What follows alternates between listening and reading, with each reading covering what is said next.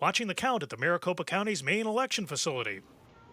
Yeah, Chris, I'm here at the Maricopa County Tabulation and Election Center, where we will soon be seeing ballots be tabulated here. Now that polls are closing, workers at the more than 200 voting locations in the county will be bringing those ballots here. Though for now, it is still quiet. Election workers are making their way in. While some voters may be still in line to vote, around 84,000 have casted ballots today throughout the county. The Elections Department expects between 20 and 30% of the county's registered voters to take part in this primary election, though we did hear from Maricopa County Board of Supervisors Chair Kate Brophy-McGee, who said turnout may be lower than expected. She also says there have not been major issues today with the election, and we will be monitoring and providing updates through the first results, which drop relatively soon here at 8. That will include ballots received by the county during the early voting period. Live at McTech, Ballin Overstoles, KTAR News. The Republican primaries for Governor, Secretary of State, Attorney General, and Superintendent of Public Instruction are the races to watch, the winners hoping to go up against the incumbents in November. All eyes are on the race for Congressional District 1, one of the most important swing districts in the country that political consultants say could decide which party has the majority in the House. In tonight's Democratic primary for governor, Katie Hobbs is facing no opposition for re-election. At a watch party tonight, Hobbs took aim at her potential opponent in November, Congressman Andy Biggs, and his stance on Arizona prices. When Arizona families were worried about the cost of living, Andy Biggs wasn't. As prices climbed, he dismissed concerns by saying there was, quote, no inflation and, quote, the tariffs seem to be working. She says Biggs' time in Congress has put politics ahead of people every single time, adding Biggs' stance on abortion protections and the 2020 election should worry Arizonans. The Department of Justice monitored polling sites in 3 Arizona counties today. The monitoring, they said, will ensure transparency, ballot security, and compliance with federal election law in today's primary election. Monitoring was conducted in Maricopa, Apache, and Pima counties. Keep it here on KTAR. In just minutes, we'll bring you a primary day election special with Barry Markson. We'll have live results, analysis, interviews with winners, and reporters in the field. Watch our coverage on the KTAR News app or on the KTAR YouTube channel, or listen on 92.3 FM. Maricopa County Department of Public Health has confirmed 6 new sites with public exposure to measles, with Chase Field and Chandler Fashion Center among the new exposure sites. Health Department Chief Science Officer Dr. Ariara Dale tells KTAR unvaccinated people have the highest risk of developing symptoms for measles. About a 90% of those folks who are not protected against measles will get it if they come in contact with someone who's infected. So we just want to encourage everyone to keep an eye out for those signs or symptoms, the fever, cough, rash, and if they do feel sick, go ahead and seek health care. Go to maricopa.gov/measles to find the list of exposure sites.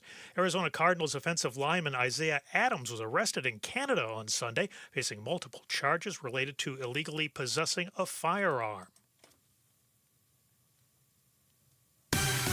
And now for a quick check of traffic from the Valley Chevy Dealers Traffic Center, here's Enrique Garcia. Thank you, Chris. Phoenix with a disabled vehicle blocking the HOV lane. State Route 51 northbound near Dreamy Draw. And a quick look into our surface streets. Tempe with a crash on Broadmoor Drive and College Avenue. Enrique Garcia, KTAR News. And KTAR weather for the Valley tonight, a 50% chance of showers and thunderstorms, mainly between 7 and 9 o'clock. It'll be mostly cloudy, and we'll have a low around 86. For tomorrow, sunny with a high near 105. Right now, it is 100 degrees in Sun City. The weather is brought to you by Homes 2X. I'm Chris Havlick on Arizona's news station, KTAR News. A KTAR News special, Arizona Votes 2026, Primary Day. All right, good evening. I'm Barry Markson. It's KTAR special election coverage, Arizona's Primary Day. Welcome to us, everybody. We're going to have all of the latest results as they become available. We'll have them here first for you live on KTAR, along with a whole bunch of guests, politicians, and political analysts joining me throughout the evening as we bring you the latest on the primary as it happens. We have a lot of hotly contested primaries, a lot of candidates as the polls just closed at 7 o'clock about 5 minutes ago. That are anxiously awaiting the first drop of votes. We'll likely see those around 8 p.m. tonight and then throughout the rest of the evening. There have been a few changes to Arizona election law that may affect how quickly we get the results now. The first and maybe the best one is if you dropped off your ballot today, if you have your mail-in ballot and you brought it to a polling place to drop it off today, they likely asked you, would you like to show ID and have your ballot tabulated right now? That's new. We didn't used to do that. And if you've been in Arizona for a little bit now, over the last 8 years, a lot of our races have become much more contested, and Arizona nationally has been known as a state that takes a while to count all of our votes and get to the final results. Most of that are people who take their mail-in ballots, don't mail them in time, and then drop them off on Election Day. And then it takes days to count those and verify the signatures and everything else. The new law, if you drop it off on Election Day, lets you show ID, verify who you are right then. They stamp your envelope, and now they don't have to verify your signature again. And that is going to speed the process up. So we've had some early reports that up to 90% of people, at least in Maricopa County, were utilizing that new change. That could mean that we have a lot more results early today, or at least today or early tonight, as opposed to waiting several days or a week to get those. So a lot of changes to the laws. We'll see how that affects the speed in which we get the results. But we have some big races, starting, of course, with the governor's race. Arizona on the Republican side, Andy Biggs running against David Schweikert, two Republican conservative congressmen who've been in Congress for quite some time, running against each other, giving up their seats. And all of the polling certainly showed Andy Biggs with a commanding lead. There's some expectation that he may win today by even 50 percentage points. I don't know if that's going to happen. We'll find that out as the results are released, as well as two other smaller candidates who, at least in the early polling, were not getting much response. We will see if Andy Biggs comes out the big winner today. And then, of course, Governor Hobbs is running. She ran unopposed in the Democratic primary. She'll be running against most likely Andy Biggs. We may have Congressman Biggs on with us today on the show. We'll have that for you as the show progresses. Also, in the Secretary of State's race, Democrat Adrian Fontes running unopposed. But on the Republican side, two conservatives running against each other. We have former Arizona Republican Party Chair Gina Swoboda running against Alex Koledin, a legislator, again, a Republican Freedom Caucus legislature, very deep into election denialism. He's filed lawsuits in that respect. They're running against each other for Secretary of State. We'll see how that plays out this evening as the votes are released. For Attorney General, on the Republican side, they're running to run against Chris Mays, the incumbent Democrat who ran unopposed. Warren Peterson, the president of the Arizona Senate, a conservative Republican, running against Rodney Glassman, also a conservative Republican. And they are in a race where the polling has been somewhat, we don't know quite what's happening. And in that race, President Trump did not weigh in. He has not endorsed either candidate. President Trump, of course, did endorse Andy Biggs in the governor's race. So we'll have some other races going on, including Superintendent of Public Instruction. Again, on the Republican side, Tom Horn, who's the conservative Republican incumbent, found himself with a primary opponent in Kimberly Yee, who many people thought was a conservative to moderate treasurer of the Arizona, in Arizona, the Arizona treasurer. She got Turning Point USA's backing and ran against Horn in this primary, hotly contested race, and we'll see the results of that one today as well. So lots of local, statewide elections that we're going to be getting some results on here in the next few minutes. And then on the congressional districts, again, some very hotly contested primaries today, starting in Congressional District 1. This is it's David Schweikert's seat. He gave up to run for governor. And in that race, and this is one of the closest districts in the entire country, very hotly contested. Congressman Schweikert won this district the last couple of election cycles by a couple of 2 percentage points, give or take. You have Jay Feely, the former punter, played for the Cardinals, played in the NFL. He was a CBS NFL announcer. He has President Trump's endorsement. He's running against Joe Chaplik, a conservative legislator, again, another Freedom Caucus person who's supported by Turning Point. But President Trump endorsed Feely. That one will be close as well. And on the Democratic side of that race in District 1, it's Amit Shah. He's a doctor. He's been in the legislature here in Arizona for many years. And he won the Democratic primary and ran against David Schweikert 2 years ago, running against Marlene Galan Woods, a former TV anchor married to the late Grant Woods. And they are in a very hotly contested Democratic race. And we're going to talk later about this race because the DCC, the Democratic Congressional Committee, they got behind Marlene Galan Woods, put an awful lot of money into her primary, thinking she had a better chance of beating whoever the Republican nominee is. And it has separated the party a little bit, having the Democratic Party get involved in a primary at this level. We'll see how that plays out and whether or not the Democratic, whether the party can reunite around whoever wins this primary as they go up against a conservative Republican in that race. And that is a District 1 very, very close race. Arizona actually has two current Republican-held seats, CD1 and CD6, with Juan Ciscomano, two congressionally conservative seats that are up for grabs, and two that the Democrats nationally are looking at as where they can pick up a couple of seats as the Democrats try to take over the House of Representatives in Washington, D.C. To have two of those in Arizona is pretty amazing. So we're going to see today CD6, not much excitement in the primary. They basically ran unopposed, but there's going to be a very close general election in CD1 and CD6 come November. So we have lots to look forward to after this primary race. Coming up today, we have some great guests joining us. We're going to have, coming up in the first hour here, we're going to have Bruce and Gatos are going to join me in the next segment. We're going to get some thoughts from them on how this primary may play out, and more importantly, how does it play out in November as we're talking about this. And also Mike Broomhead is going to join us and get his thoughts on this primary and the play on the Republican side about how does this play in November. It's going to be interesting. So we'll talk to all the local the KTAR hosts. They'll be with us the first hour. And then coming up a little bit later on in the program, we're going to have both the chairs of the Arizona Republican Party and the Arizona Democratic Party. They're going to be with us right here on KTAR talking about these races, how this plays out. We're really excited to have both of them here to talk not just about the primary and who's going to win, but the plan. What is the strategy for November? Arizona, we do this in July, and we're going to talk a little bit about a very short general election season here and how does the party play into that on both the Republican and the Democratic side. So we'll have that for you as well with the party chairs. So we have that. And then, of course, our political analysts will have Emily Ryan here with us in the first hour. We've got Stacey Pearson going to join us. And Wes Gullett is going to join us during the show as well. So lots of guests, lots of folks going to be joining us. We'll have some other candidates potentially jumping on board as the results are released. We will bring you the latest as the votes are counted, including when races are called or when we have enough information to call a race. We'll have that for you first here on KTAR. So stay with us. It's going to be a very exciting show as we head into the election night on primary night here in Arizona. You know, one thing I will point out, no one's talking about this much, but we have another change in our elections, or at least for this year for the first time. We're going to have a lieutenant governor. We are going to have a lieutenant governor after this election in 2026, and the lieutenant governor is not on the ballot. This is somebody that is, at least on the primary ballot, this is somebody that the governor nominee is going to pick. So a lot of questions, who is Katie Hobbs going to select to be the lieutenant governor? On the Democratic side, who is if it's Andy Biggs or David Schweikert, who is the Republican nominee going to select? A lot of folks there are really challenging that.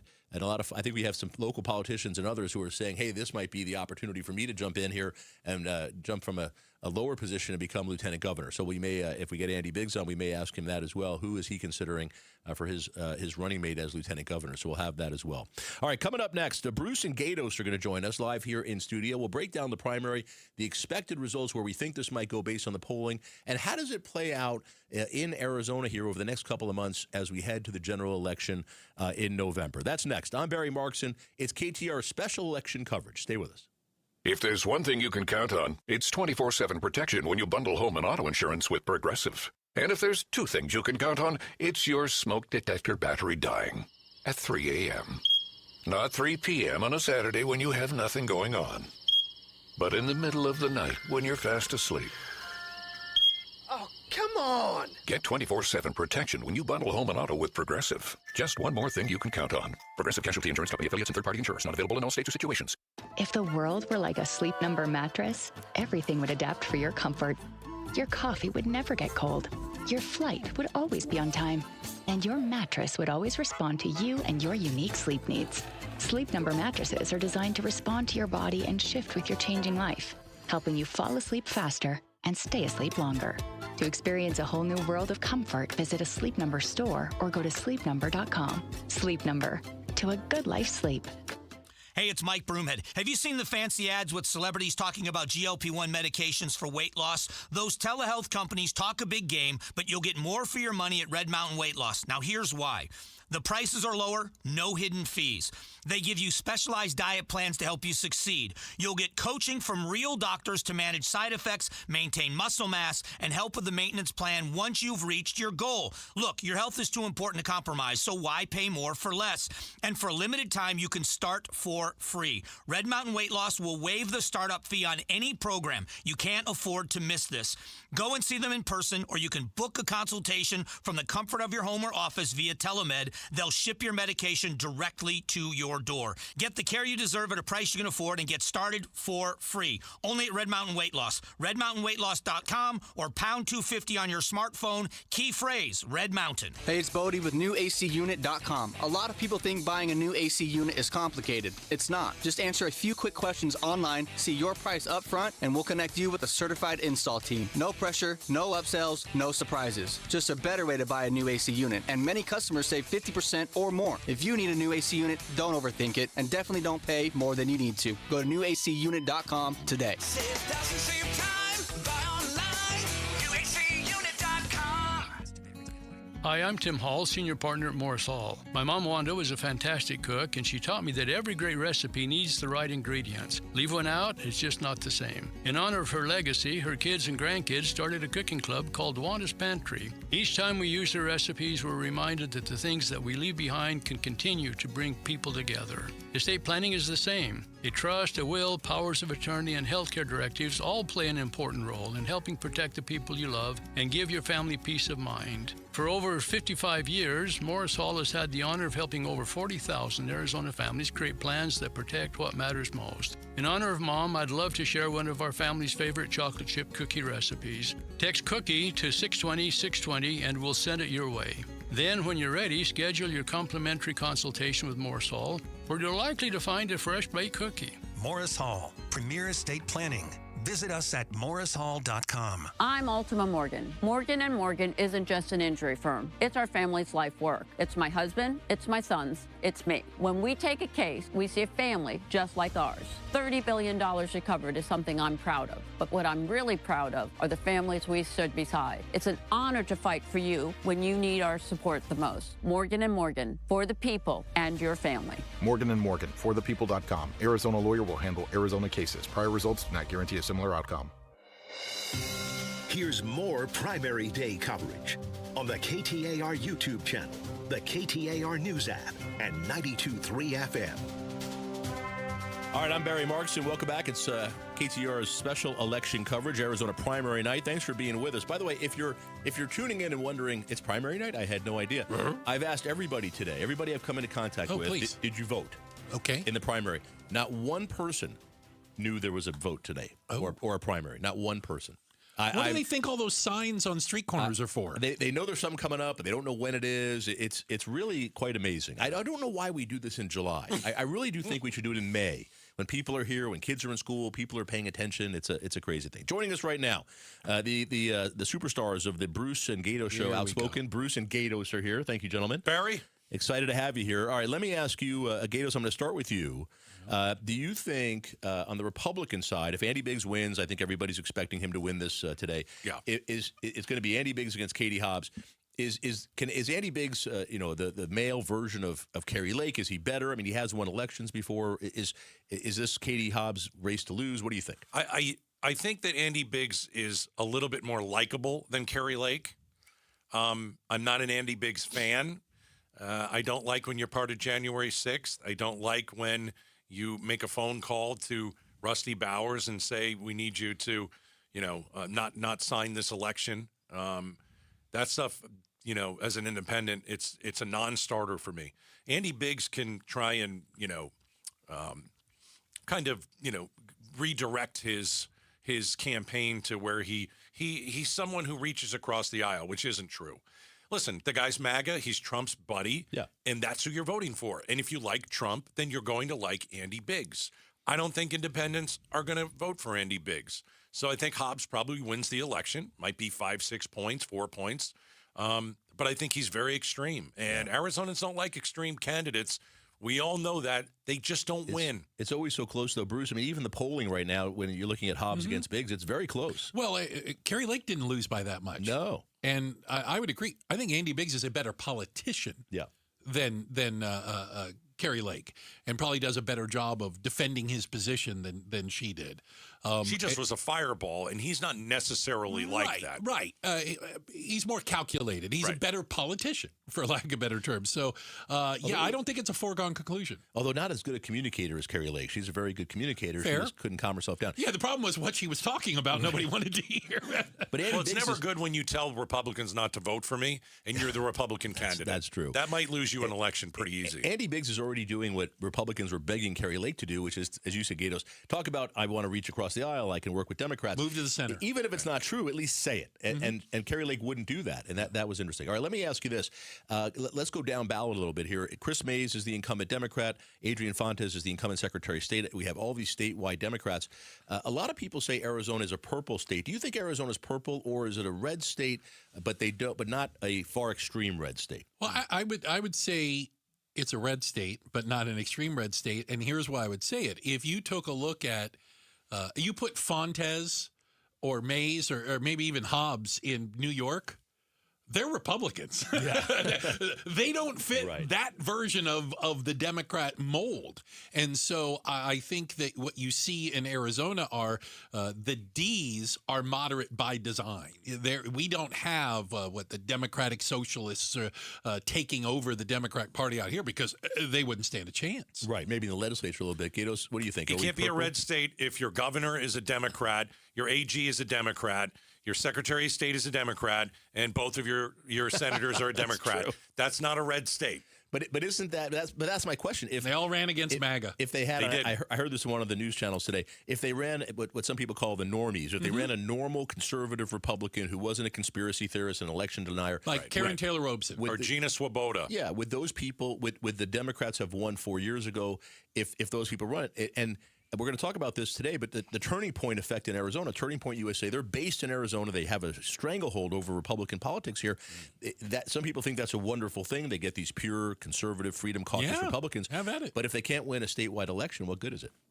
I was telling Bruce on the show today, I'm an independent, but I went and got a Republican ballot because that's the interesting ballot. Yeah. And I think everybody that I voted for probably is going to lose. I tried to vote for people who have some common sense, like a Gina Swoboda, maybe like a Schweikert. And I think that probably everybody that I voted for is going to lose. And that doesn't bode well for you if you are MAGA. Yeah. Because your guy or gal is going to win in the primary, and then you're going to have a very difficult time trying to approach me and everybody else who's an independent to say, go with these guys. Because we're going to be like, I don't think so. Well, you're going to have to convince everybody you're not the person that just ran in the primary. And listen, everybody goes towards the center. They don't after do that primary anymore, though. That's the thing. I would say the problem is when you're MAGA, when you're as far right as they are, you're not moving. Their version of the center still ain't very close to the center. Well, and I do wonder how, like, Andy Biggs and these guys have all latched themselves onto Donald Trump so much, but Trump's favorability numbers in Arizona are not good right now. People aren't happy nationwide with him. We'll see how that plays out. Bruce St. James with us.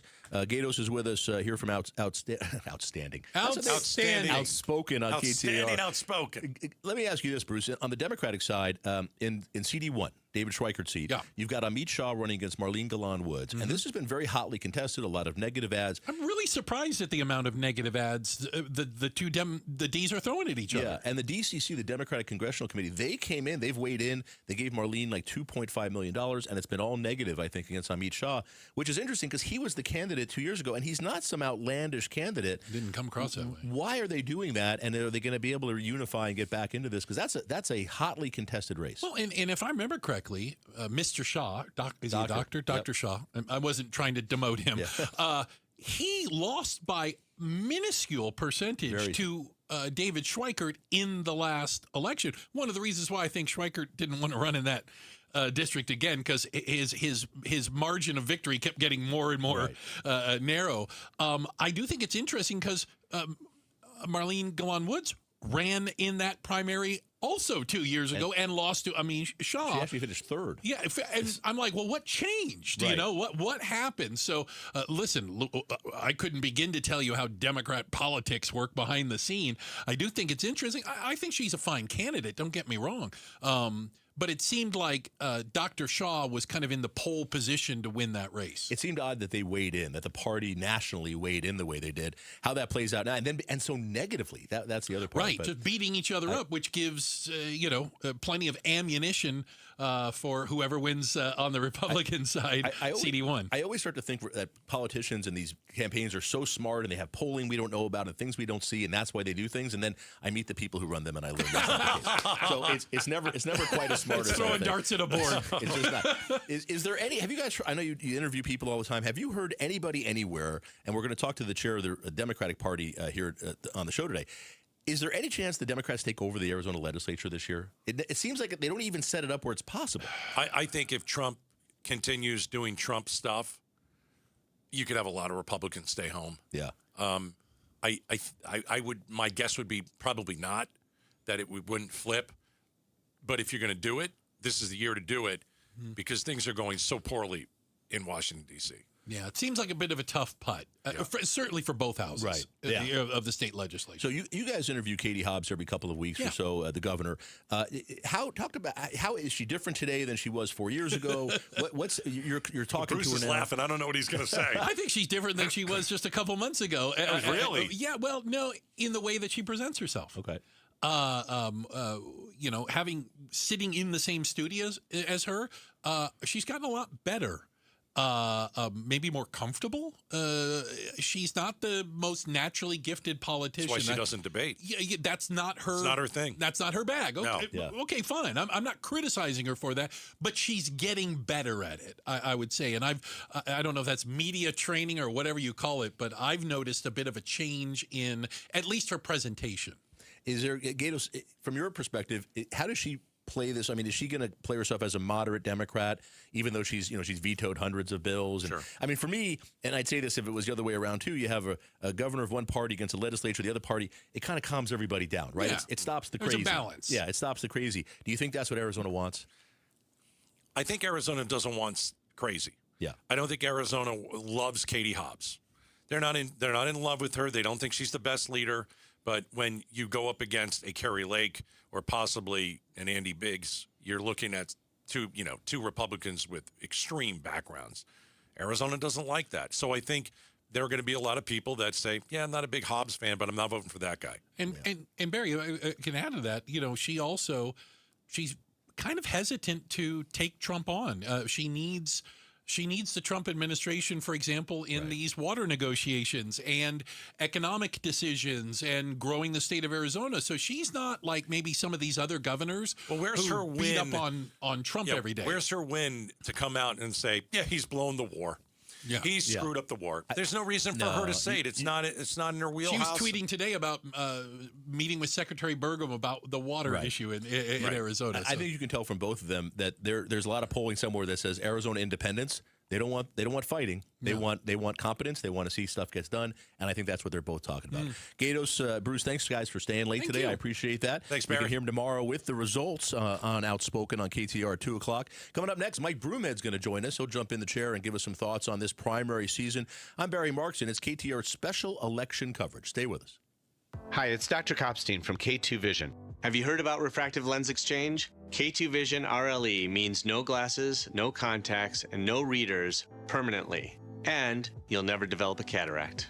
After 150,000 procedures, our team has the experience to tell you if it's your right time for K2 Vision RLE. Schedule your free Zoom consult now at k2visionrle.com and enjoy life with no readers, glasses, contacts, or cataracts.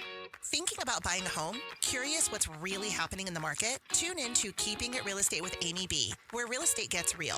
We break down the latest market trends, mortgage updates, insider tips, and strategies you actually need to win in today's market. No fluff, no jargon, just straight talk, smart advice, and a little fun along the way. Catch us every Saturday at 5 p.m. on 92.3 FM KTAR News. Whether you're buying, selling, or just love staying informed, this is the show you don't want to miss. Smart moves start here. White spots on your dishes? It's not your dishwasher. It's your water. Hard water leaves buildup on more than just your dishes. From your pipes to your appliances, don't let it take a toll on your home. And right now, you can save up to $500 on a Kinetico whole home water solution when you mention Gatos. Improve your water with Aquazona. Call 602-910-6570. 602-910-6570 or visit aquazona.com. Aquazona Kinetico, your authorized independent Kinetico dealer. Trying to make sense of the markets? Looking to diversify out of all the craziness? Thinking about tangible assets and precious metals? Listen to The Gold Show with Walt Phillips right here on KTAR, 12 p.m. Sunday afternoons. Stay up to date on retirement trends, how the IRA rollover process works, and why investors are turning to physical gold. Walt is a national talk show host with decades of experience in the markets. Tune in for Walt's Insights and The Gold Show this Sunday afternoon at noon. KTAR News now. Good evening. It's 7:30. I'm Becky Lynn, live from the KTAR News Decision Desk. Arizona votes 2026. The polls are now closed, and election workers are busy verifying the signatures on early ballots that were dropped off today. Maricopa County Recorder Justin Heap says he's proud of his office's work in increasing the speed election results can be delivered. Internally at our office, we've done quite a bit to improve signature verification. I think both our accuracy and speed. In the previous elections we run, we've been able to cut that time on processing the late earlies from days down to hours. He says he expects signature verification to be completed by tomorrow. The Department of Justice monitored polling sites here in Maricopa County as well as in Apache and Pima counties. This monitoring, they say, was needed to ensure transparency, ballot security, and compliance with federal election law in today's primary election. We still won't admit who won the 2022 governor's race. I'll save him the trouble. I did.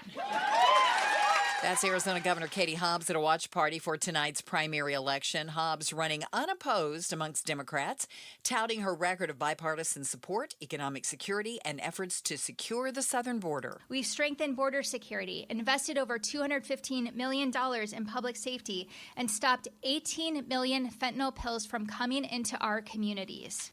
As for Hobbs' potential opponent, Andy Biggs, Hobbs says Biggs still will not admit whether or not Hobbs won the 2020 election, adding Biggs has downplayed inflation concerns and put politics first every single time.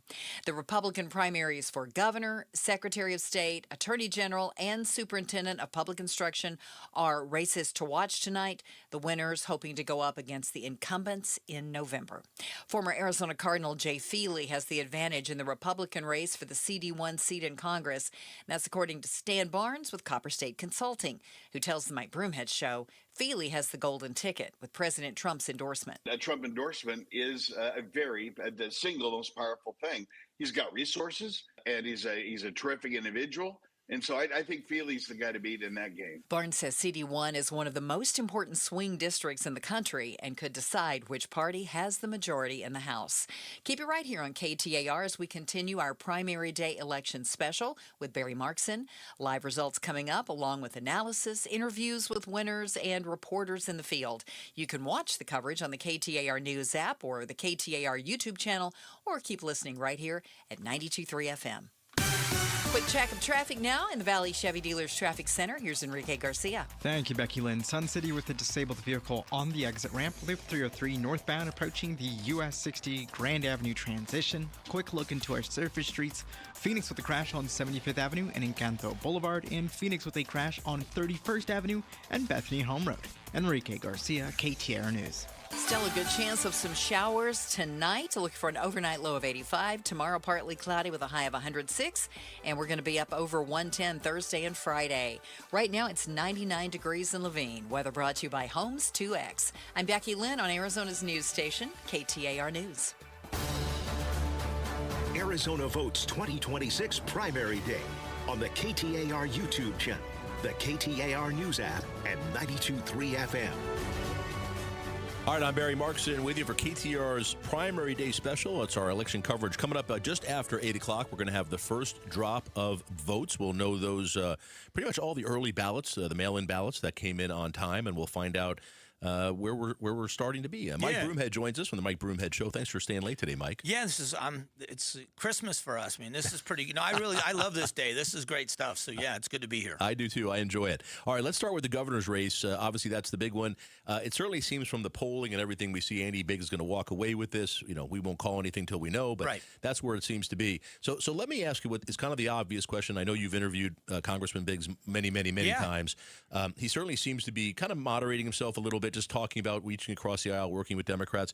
Is he the next Kerry Lake, where a lot of Arizona independents say, nah, I'm just not going to go there? Or is he able to kind of thread that line and be the conservative, but appeal to independents? I think he is going to walk that line much better than Kerry Lake did. I think a lot of Republicans have learned their lesson. And remember, as much as that campaign, the way it went, and I'm not here to step on anybody's neck, but the way that campaign went, Kerry Lake only lost by 17,000 votes. Right. So it was still pretty close. And I think the Biggs campaign knows that and sees that. And I think they understand talking about issues, not getting involved in personality attacks. I think those are going to be the keys for them if they're going to have a chance to win over those independent voters. But remember, the weird thing about this is Republicans hold, a 7-point advantage just in registration alone. Right. And that's gone up a lot over the last 4 years. Right. There's been a lot of registration increases there. So let me ask you this. Biggs and a lot of the other Republicans who we think are going to win these primaries, they're tied to Donald Trump, as pretty much everybody in the Republican Party is now if you want to win a primary. But Donald Trump right now, President Trump's polling in Arizona is not good. I mean, and the big one to me is he's minus 44 among independents. It's really negative. So how do you kind of tie yourself to the president and when he's as unpopular as he is at this moment? Maybe that changes over the next couple of months. But how do you do that and then still win an election? Certainly they can't distance themselves from him, can they? I don't think they need to distance themselves. I just think they don't need to lean on him. Where in a primary, you lean on him because it's the head of your party. And I just think that if they are able to go out, articulate points on, because I believe that what Governor Hobbs is going to do, and she should do, is she's going to use the term radical quite a bit. She's going to use that and try to categorize Biggs into that corner anyway.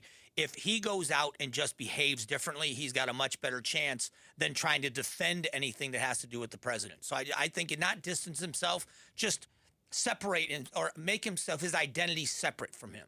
He can't be under that shadow. Yeah. Do you think if Andy Biggs becomes the governor, I mean, one of the things I always said about Doug Ducey when he was governor is he kind of tamed the more eccentric parts of the Arizona legislature. Before Governor Ducey, we were, if you remember, we were the Arizona was the butt of the late night jokes on a weekly basis. There was always some crazy bill going on and things happening that weren't necessarily a good look for the state when you're talking about tourism and commerce and things like that. And Governor Ducey, I don't know what he did, but he kind of got everybody a little more in line. Does Andy Biggs do that, or does he kind of unleash those folks? No, I don't think he's going to do that at all. I think what Governor Ducey did, looking back, is Governor Ducey was laser focused on revitalizing our economy. Yes. So he didn't get involved in the social issues so much. He stayed focused on tax cuts and regulation moderation, and he focused on that and stayed away from the other things. I think if Biggs becomes governor, I think that's going to play a big role in is that agenda. If he goes down the line of we have a job to do, we're going to do this job, I think he's going to be much better off. All right, Mike Broomhead's joining us on KTAR special election coverage. Let me ask you about District 1, CD1. Yeah, I live in CD1. Yeah, Jay Feely running against Joe Chaplick in this primary. Have you seen polling? Do you know where this is playing out? No, I haven't seen polling. I was, a matter of fact, we had Mike Noble in studio this morning talking about this, and I said the feeling is that both sides of this, it feels like the AFC-NFC playoff game here to get to that Super Bowl, and both of them are going to be very, very close. And he said he believes it's going to be close as well. He thinks that because of the Trump endorsement and because of the name ID, he thinks he gives the edge to Feely as far as polling goes. Right. But that could go either way. I actually thought it might be closer than we realized when President Trump, I think it was this week or last week, came out with a video endorsement of Feely. He'd already endorsed Feely quite some time ago, but to come out with that now I thought was interesting, almost like someone said, hey, we need your help right here. Yeah, and I think that driving that turnout, because that's going to be such a big thing when talking with the county recorder, turnout was low coming into today. We don't know how it's going to end up today, but and he said it's low across the board. Republicans, Democrats, Independents are split if they're picking a primary. So if that's the case, every little bit of we got to get you to the polls, that turnout is everything. Yeah, and I heard that interview with Justin Heap. It made me wonder, though, because if you look at the Democratic primary ballot, there's not a lot going on Right. there, right? Not a lot of contested races. There's a couple. The Republican side is where the action is. And if the Republicans aren't voting in the primary, they're voting at the same rate as the Democrats, I wonder a little bit about how that turnout's going to be in November, whether people are excited to go out and vote. Yeah, and the one thing I think that's going to be different because it's the first time is whoever wins the primary and our sitting governor have to pick a running mate. Yeah. They have to pick a lieutenant governor. Now, I don't know long term how much that ever plays a role in whether or not the top of the ticket wins. Right. But I think the first time around it might. I think that might be driving people to the polls as well. Have you heard any of the names that on the Republican side? No.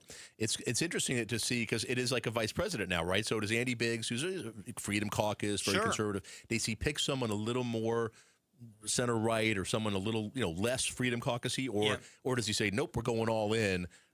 Like Bill Clinton picking Al Gore, we're just going to go all in, the Southern Democratic thing. Yeah. And I don't know who he does. It would seem to me the way he's acting now, I think he's going to try to pick someone a little more center, but I could be wrong. And I think when we talked about Governor Ducey being a brilliant businessman in his personal life, if you take somebody that's more business minded and you appeal to that crowd, you appeal to those old school kind of conservative, fiscally conservative Republicans, that may help you as well. Does the lieutenant governor, and I'm not trying to put you on the spot here, I don't know the answer to this. Does the lieutenant governor have a lot of duties, or is it? I think it's almost like the vice president of the United States. Yeah. I think they kind of work at the pleasure of, the vice, when you talk to or you listen to the vice presidents, you listen to J.D. Vance talk, and they say that, and I'm trying to think of who it was that said, I know who it was when I interviewed Dan Quayle for the podcast. And Dan Quayle said to George H.W. Bush, I think I'm going to model my vice presidency after yours. He goes, completely different job, just do your thing. And it was interesting because there doesn't seem like to be this very strict definition. Right. So are they just going to be... It seems like their only job is to take over as the governor if the governor leaves. And do those things that the governor says, I need you to be my point person on this, whether it's the Commerce Authority or something else. Yeah, it's going to be interesting. So that's a whole other layer we haven't had here before. Do? Because she's already the incumbent. Right. What does she want to signify? Is she going to pick, let's say she thinks, okay, I'm probably going to win this election. I've got to pick the next Democrat that can win this office behind me. Right. That's true. Maybe you're setting up your legacy. And for Hobbs, it's almost as if whoever she picks, all they can do is hurt her. She's established. People know who she is. She's the governor. You could pick somebody that Democrats say, seriously, that's who you picked? And now you're suppressing voter turnout. And what's strange is the opposite is the case with Governor Hobbs within her party. She isn't liberal enough for some of them. Right. That's been the knock on her. So does she go in that direction and pick somebody a little bit more hardline Democrat, knowing that she's already established with the independent voters? I think she's got to stay middle of the road and try to draw the independents. I could be wrong, but I think that's what she has to do. All right, before I let you go, I'm going to start talking about this all the time. I think we have to move the primary out of July. I think it's so ridiculous. July is the 1 month. Nobody's here. Nobody's paying attention. Kids aren't in school. Why not have it in May? Everybody's paying attention. Wow. Everybody's here. That's what plenty of states have their primary in May and earlier. Let's have it earlier when people are paying attention. And then you have a nice long runway until the general election. Yeah, I think for the candidates, it would be much better because, you've been around these campaigns. It's going to the meetings, giving the same stump speech, but it's raising money. If you had more time to raise that money than end of July, and we moved it back. Yeah. It used to be in August. Yeah, it's crazy. And I know it's coming up. I know we're almost out of time, but Florida has their primary coming up like August 18th. Wow. Florida's like in mid-August. Yeah, it's for me in Arizona, this is like you're picking the deadest time of the year, and then you're doing this incredibly important thing. Yeah, I'm all right. I don't want those part-time residents messing up my elections. I'm joking, snowbirds. I'm joking. All right, that's Mike Broomhead. You'll hear him tomorrow morning with all the results here on KTAR. Tune in with Mike at 8:15 tomorrow morning. Thanks, Mike. Appreciate you being here. All right, coming up, Emily Ryan is going to join us from Copper State Consulting. We'll get her thoughts on this primary season, who we're expecting to win the primaries, and then talk a little bit about how does it play out as we head towards November. I'm Barry Markson. This is KTAR special election coverage. It's primary night. Stay with us.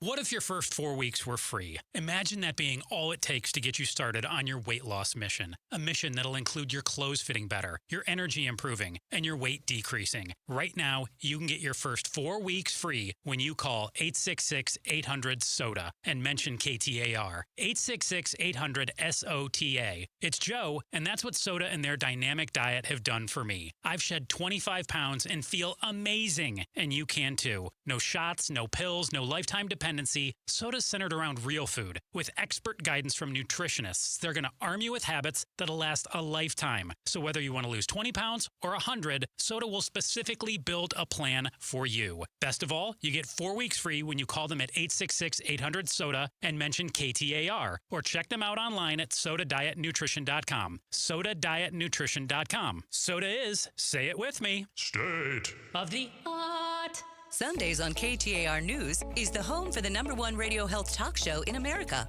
The Dr. Bob Martin Show. Dr. Martin is a chiropractic physician, a board-certified clinical nutritionist, and a diplomate of the American Academy of Anti-Aging Medicine. Got a health-related problem or challenge? Not feeling well and you just don't know where to turn or what to do? Dr. Bob Martin is here for you every Sunday from 10 to 11 a.m.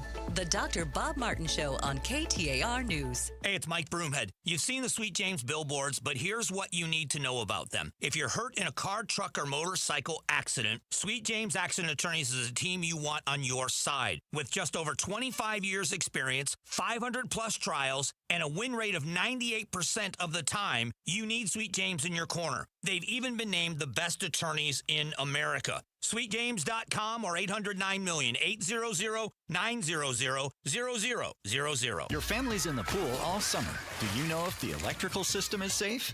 Most homeowners never think about it, but between summer heat and monsoon moisture, your pool's electric system takes a beating. Parker & Sons offers a pool circuit safety check for just $89. It's a full inspection of everything powering your pool. This is the one service every pool owner needs before the first cannonball of the season. Call or text 602-2REPAIR, and Parker & Sons will make sure your pool is summer ready. LaDonna here. There are several ways you can go about selling a home, and a lot of those ways include a whole lot of work on your part. What if you could avoid that? What if you had Orchard on your side? A lot of home sellers just get one offer, and it's never enough. With Orchard offers, you don't get one offer. You get multiple cash offers from serious investors, and they are competing for your home. If they're competing, does that mean more money in your pocket? Well, here's how it works. An Orchard agent submits your home to an exclusive network of local cash buyers. They compete to buy your home. You are the one who picks the winner. Imagine that. No repairs, no showings, no settling for way less than you should. Get started. Get a free home valuation at orchard.com. That's orchard.com. We are entering the off-season. Your weekends just opened up. So before you turn that closet project into a DIY disaster, call the pros. Space Solutions has been building custom cabinetry for Arizona homes for years with luxury quality, affordable options, and expert care from start to finish. We're a local family business, not a franchise, and we actually show up when we say we will. It's the last call for summer installs. Book your free consultation now. Visit spacesolutionsaz.com or call 602-298-6956. Here's more primary day coverage on the KTAR YouTube channel, the KTAR News app, and 92.3 FM. All right, welcome back, everybody. Barry Markson with you. It's KTAR special election coverage primary night in Arizona. It's the primary vote. The polls closed at 7 o'clock. We're going to have the first drop of the first counted ballots right after 8 o'clock. We're going to have that for you first live here and local on KTAR. Stay tuned for that. Joining us right now, Emily Ryan is with us with Copper Point Consulting. And Emily, thanks. Welcome back to KTAR. Hey, Barry, it's good to be with you. And I have to correct Copper State Consulting. That's what I thought. Copper State Consulting. All right, I've got it here now. I'm going to write it down. I get fired if I don't set you straight. You should do that. That's good. All right, so Emily Ryan is with us, Copper State Consulting. So, Emily, let me just ask you, we've got the primary here. Do you think we're going to see any surprises in the results today? I mean, the polling here has been so thin. We don't, even the polls I've seen, will show 46% of the people are unknown, and they don't even know the names of the people running. I mean, are we expecting any surprises? Is Schweikert going to surprise us and win the governor's race? Anything we don't know? No, that would be fun, but I really don't think we're going to see anyone kind of blow us out of the water with a big shock. But like you said, the polling has been really thin on all this. The Glassman, Peterson, Feely, Chaplik, Shaw, Gallant, Woods, all of those are sort of feel like toss-ups on their own. So I guess they'll be a surprise in their own way. Emily Ryan from Copper State Consulting is joining us. Let me ask you this, Emily, let's go to the superintendent of public instruction race a little bit. We haven't talked about that yet. You've got Tom Horn, who's the incumbent Republican, and then Turning Point kind of went out and got Kimberly Yee to run against him, the current Arizona treasurer, also a Republican. What's that race looking like? Have you seen any polling on that one? I really haven't. I think that Kimberly Yee is going to have the edge because she's had the Turning Point support in this Republican primary to get her message out. I think the racist ads against her really backfired on the Horn campaign. I know he denies being a part of that, and I know how independent expenditures work, but I think he's going to bear the brunt of that, and Kimberly Yee will not. And, she is a fantastic candidate. I mean, she's got no scandals. She's got a great all-American story. She's been a public servant for a long time. People that support Kimberly Yee really stand with her, and I predict she's going to pull this one out. 4 years ago when she ran for treasurer, I think she received more Republican votes, more votes as a Republican than any other Republican on the ballot. So definitely someone who can win an election. Solid Arizonan, yes. All right. What about in the Attorney General's race on the Republican side? Obviously, going to go up against Chris Mays, the incumbent Democrat. Rodney Glassman and Warren Peterson running against each other. Hotly contested, very negative race. The president did not come in and endorse either candidate. What are your thoughts on that one?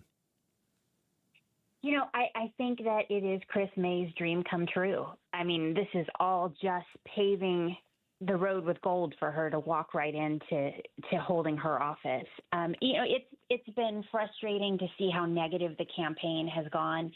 Tonight, if Glassman prevails, we don't see him win a lot. We see him run a lot. But I don't think the negativity has built a lot of support or excitement in the Republican base for either one of them. And I think Chris Mays is probably really loving every moment of this. Yeah, it's going to be interesting to see how it plays out in the elections. Talk to me a little bit just overall here. These Republicans are all supporters of President Trump, whether they have the endorsement or not. Do you think going forward, you're the consultant, do they latch themselves to the president and just keep kind of trying to ride his coattails here? Or does the fact that President Trump's poll ratings in Arizona are just so low right now? I mean, the numbers I saw at the last poll, his approval rating among independents is actually even worse than it was right after January 6th. So is it something where they're going to try to separate themselves, or can they even do that? How do you think this plays out through November?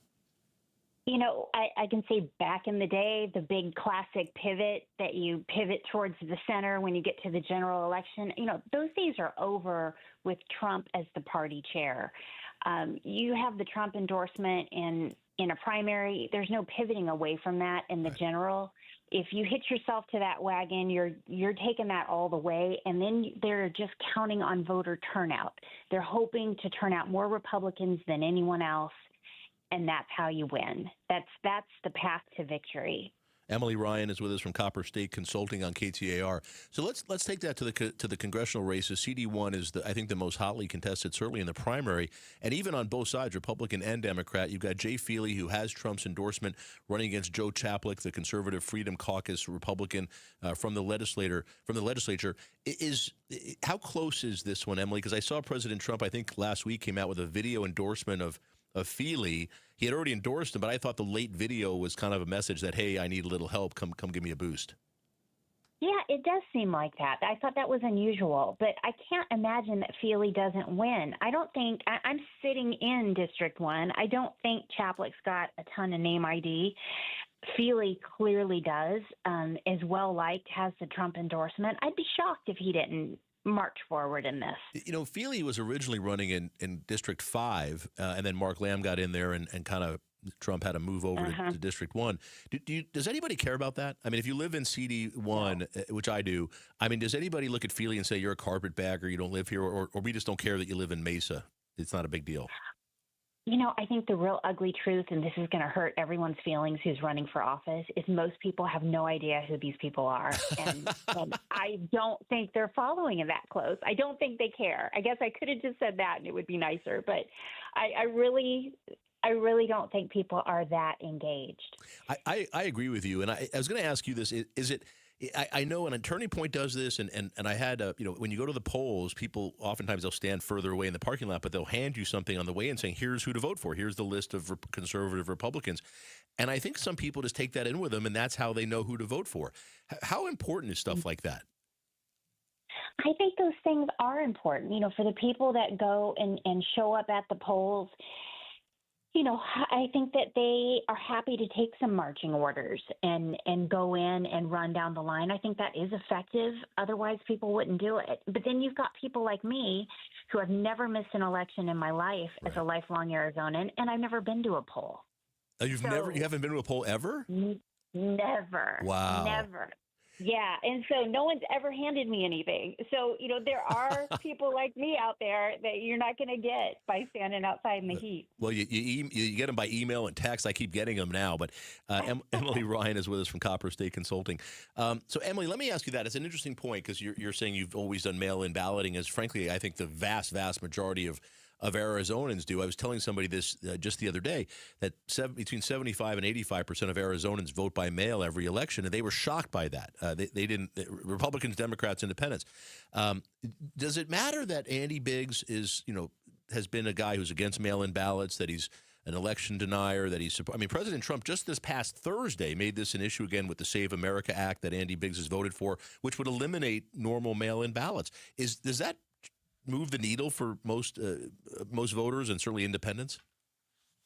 I think so. I think if you are an independent or a voter from either party that likes to vote by mail and feels like that's a safe, secure way to vote, I think if Governor Hobbs has the budget and decides to make that a talking point issue and really drive that home, it's all in the messaging and where money is spent to peel that one issue out. But I do think that would be meaningful, and it's meaningful to high efficacy, high turnout voters. Yeah, I tend to agree with you, but it's something I definitely focus on more than I think other people do. But so many Arizonans just take it for granted that we can vote by mail. I think if it was suddenly taken away, they might look up and say, hey, wait a minute, what just happened? Any surprise you're expecting today that may really affect the general election in November, Emily? Anything you're looking at today to say, boy, that's going to throw a wrench into November? Not really. I'm looking forward to getting tonight over with, seeing who Biggs and Hobbs announce as their lieutenant governor candidates, and maybe diving into some of the ballot referrals that are going to be on the general ballot and how those might drive turnout as well. We get to be really granular after tonight. There's going to be a lot of them. Do you think both Biggs and Hobbs, do they go to the center, or do they each pick somebody a little more to the middle as a lieutenant governor candidate? I'm going to say I think Biggs would pick someone far right because I think that Turning Point platform does not allow for that balance. At least it hasn't in the past. Right. So I think it's sort of their opportunity to have the people they want in office, and I think that's what they're going to go for. And again, try to drive Republican turnout strong and not look like a sellout. I could see Hobbs picking a Republican. Oh, my goodness. That's sacrilege. Emily Ryan, thanks for joining us, Emily, from Copper State Consulting. Appreciate you taking some time here on primary night. I'm Barry Markson. It's KTAR special election coverage. Coming up, Sergio Arellano going to join us. He's the chair of the Arizona Republican Party. He's with us next, right after Becky Lynn giving us an update. And we're going to have the first results from primary night in Arizona. Stay with us. Everywhere you look, things are getting more expensive. But at Consumer Cellular, we're lowering the price for those 50 and up. Now you can get unlimited everything for just $35 a line. That's $35 a month for unlimited talk, text, and data. Switch to the carrier ranked #1 in network coverage and customer satisfaction and get unlimited everything for just $35 a month. Call 1-888-FREEDOM or visit Consumer Cellular online or in-store today.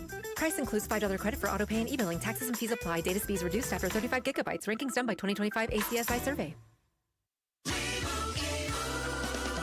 Doug. Hot dog! Get your hot dog!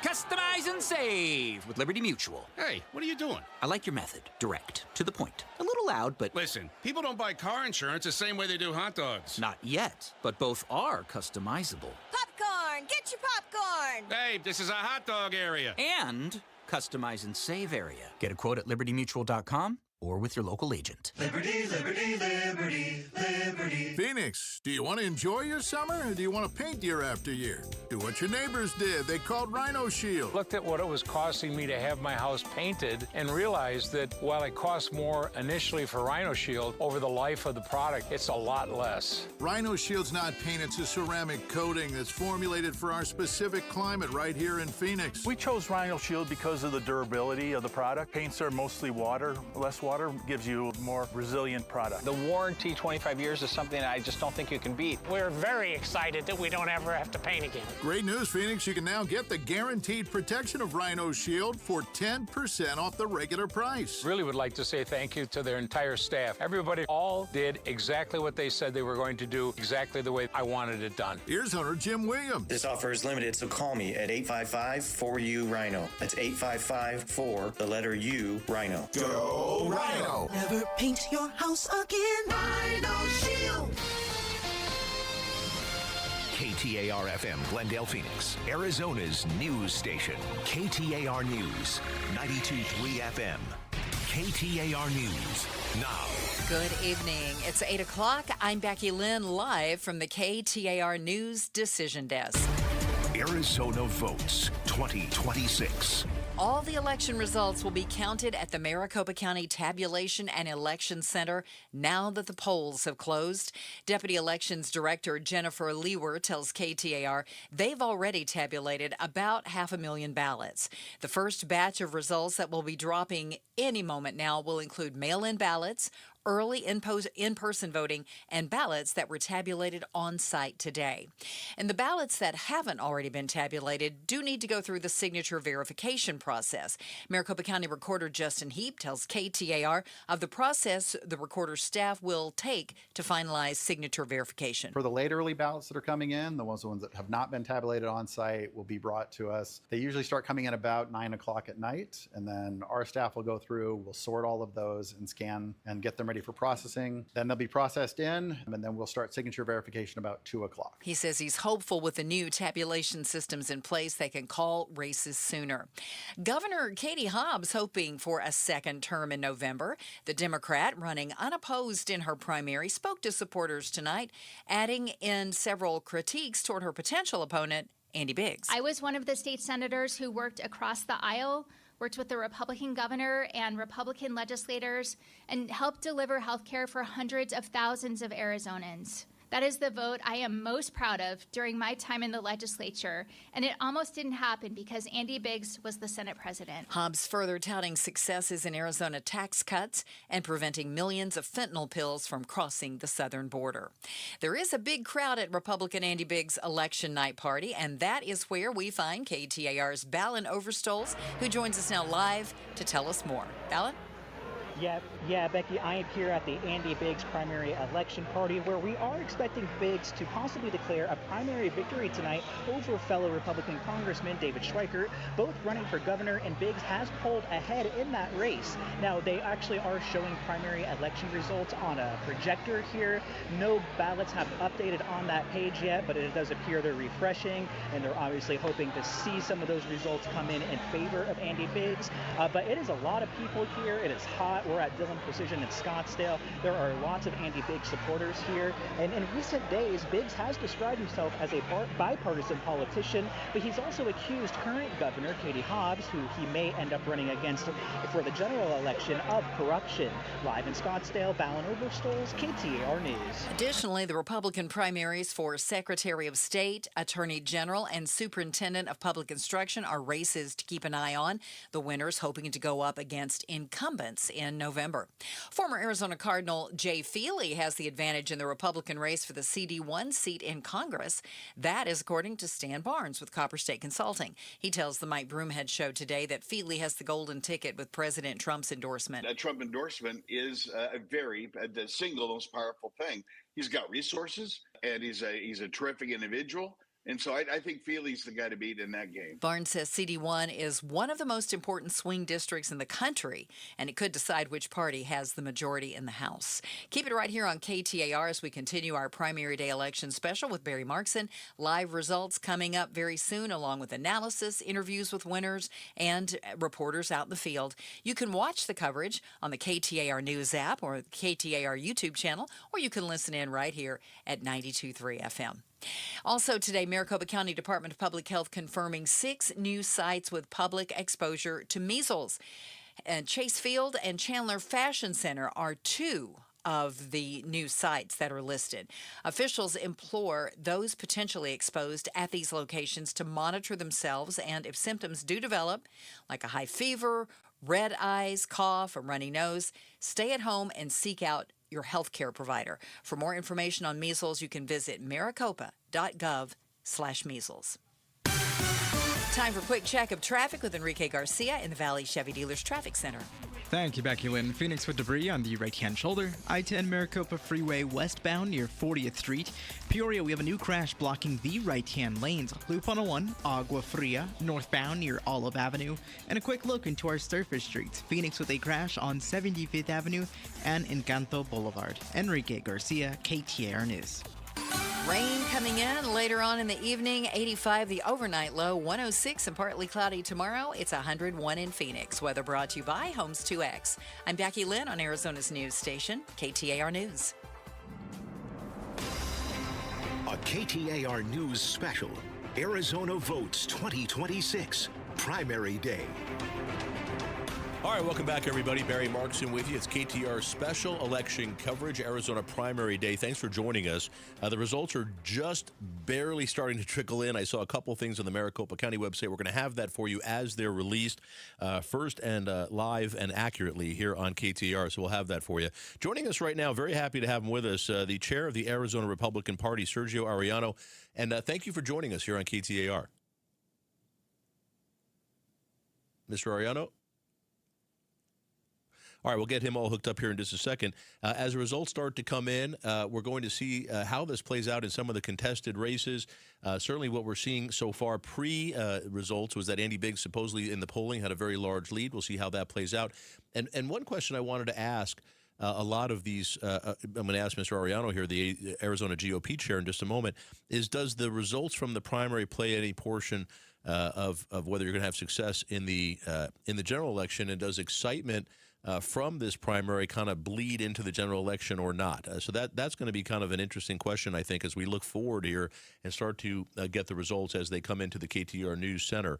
We have some Democratic races as well, and we're going to have the chair of the Democratic Party with us here a little bit later on in the program. So we'll have both of them with us, and we're hoping as well to get Andy Biggs on with us later on today. As the initial results come in, and please keep in mind this is very preliminary, the first one I'm seeing is Andy Biggs has 70% of the Republican primary votes. Second is David Schweikert at 18%. Very preliminary numbers. We're not calling a race here, but that is an awfully big swing to get started. So we'll continue to keep an eye on these numbers as they come up. Also important to note, KTAR has reporters at the Republican Watch Party, and also with Andy Biggs. We have folks at different places around the valley, and we'll have those reporters checking in with us as some of the results come in. Joining us right now, Sergio Arellano, the chair of the Arizona Republican Party. And Mr. Arellano, thanks for joining us. Hey, it's such a pleasure to be on. Thank you for having me. Very excited to have you here, and congratulations. You made it through your first primary night. This has got to be an exciting time for you. Oh, my gosh. It's such a rush to be out there, hearing from all the candidates, hearing from the voters. People are pretty motivated, whether, the liberal media wants you to know or not.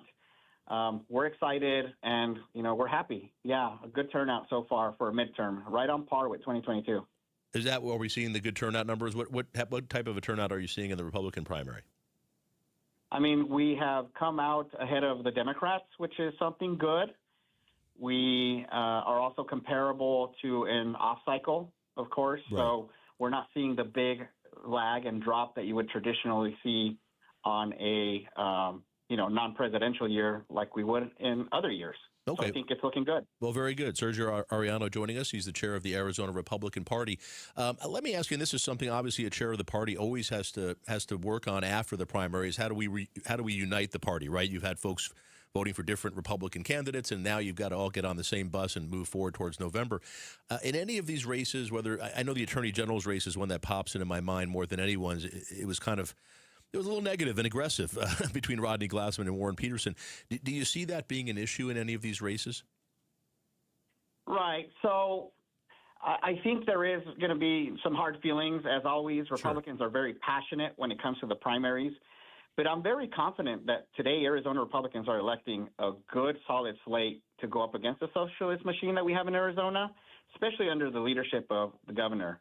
The voters in the Republican primary have so many good choices, and I have faith that we'll be going into November with a group of candidates that Republicans, independents, and not insane Democrats can support. And it's all about leadership. And what got me elected to chair was the message of unity and coming together and collaborating and pushing forth the conservative agenda that fights back against the liberalism and socialism they're trying to implement. So, as we go out and we tour the state, and therefore by default with our nominees, we're going to go out and we're going to advocate and say, hey, look, if we don't unite behind our Republicans, then we're going to have what's happening in California. Arizona is the beacon of hope and freedom in the West Coast. So we can't let that fall through our fingers. And hold your nose, whether your favorite candidate won or not, and let's keep pushing. And we always have time to course correct next election, and you can vote for your favorite that time. Sergio Arellano, the chair of the Arizona Republican Party, joins us here in Arizona on KTAR. Let me ask you this, and it's a question I've heard people asking in Arizona. President Trump's numbers, obviously 2 years ago, very popular in Arizona, won the state going away, and I think carried everyone else in the party towards victory in 2024. This year, in all fairness, the number's not as high, negative across the board, except with Republicans. And with independents, the last poll I saw, the president's numbers were minus 44. Is it difficult for the Republicans that won in these statewide primaries, who all support President Trump? Is that something you see as being an issue in motivating independents to get out and vote for Republicans? The national narrative is always going to play some sort of role, right? But when it comes down to voter education and getting out there and informing them that, this is a statewide election at this point, we're deciding on the governor and our state. And we put in front of them the proof of the lack of transparency, the lack of good faith towards the people of Arizona with the governor, with the attorney general promoting stand your ground against law enforcement. Like, we just had a shootout. They were shooting at ICE facilities because of the blatant disrespect and disregard for law enforcement.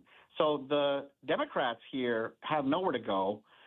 They want men and women's sports. Katie Hobbs vetoed everything that provided relief to the citizens here, the residents of Arizona. And I think regardless of the national narrative, we're all feeling it in our pocketbooks. And locally, we're being hurt by this failed governor's policies. And if we stay on message and work together, we can overcome the national narrative and bring it down to granular and show to them that our Republican legislature, House and Senate included, combined, united, got the tax breaks, got the reforms that we needed to help alleviate the burden. And if we have to suffer a burden, then the government should also limit its pocketbooks and its out-of-control spending. Sergio Arellano joins us. He's the chair of the Arizona Republican Party. And sir, last question for you. Andy Biggs is, many people are saying he's really kind of the same person as Kerry Lake. Obviously, he's a successful politician. He's been in Congress for 10 years. There's a concern among some Republicans that I'm sure you've heard as the chair that he's in the same vein, a little too extreme, and may not get the independent voters and could lose a governorship that would be open to Republicans otherwise. Do you anticipate seeing Congressman Biggs kind of play to the center a little bit, anything like that, or do you think he's going to continue to play to the right and to his congressional record? Well, we have to first see the outcome of the primary, right? I mean, well, that's fair. Yes, you're right. Intents and purposes, Andy is leading in the polls, but we still have to see the outcome. Regardless of the outcome, though, what I can promise the nominees is that there's going to be a machine, a ground game, a plan, and a very concerted effort on behalf of the grassroots. And you're going to see unity come across the board to push this.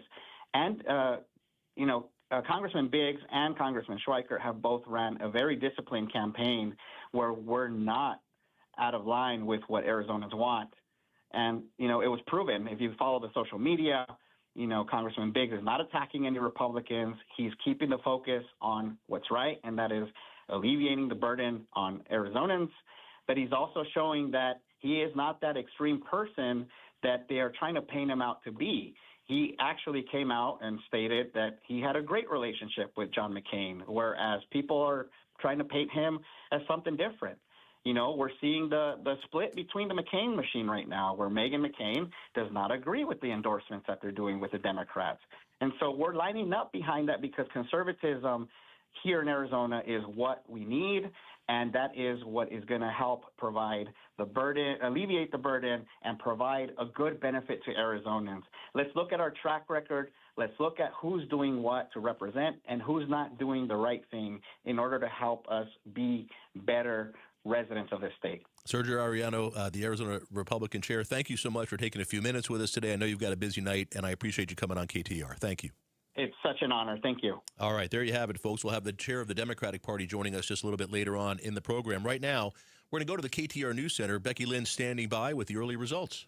KTAR Breaking News Alert. From the KTAR Decision Desk, Andy Biggs is projected to win Arizona's Republican primary for governor. Biggs will advance to the November general election as the GOP nominee and face incumbent Democrat Katie Hobbs. Biggs emerged from a competitive Republican field, defeating fellow Congressman David Schweikert, as well as businessmen Scott Neely and Ken Maselli.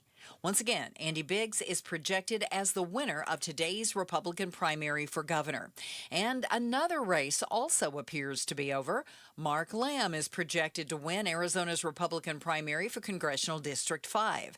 The former Pinal County Sheriff will advance to the November general election as the GOP nominee and face a new Democratic opponent as the seat is being vacated by Andy Biggs, who ran for governor and was just projected to be the GOP nominee. Lamb was endorsed by President Trump. He defeated Valley home builder Daniel Keenan. Once again, Mark Lamb projected as the winner of today's Republican primary for Congressional District 5. Stay with KTAR News for continuing election coverage and all of the latest results. All right, there you are. Thank you, Becky Lynn. Appreciate that. We'll continue to have live breaking news here on KTAR all evening as we bring you the results from the Arizona primary election.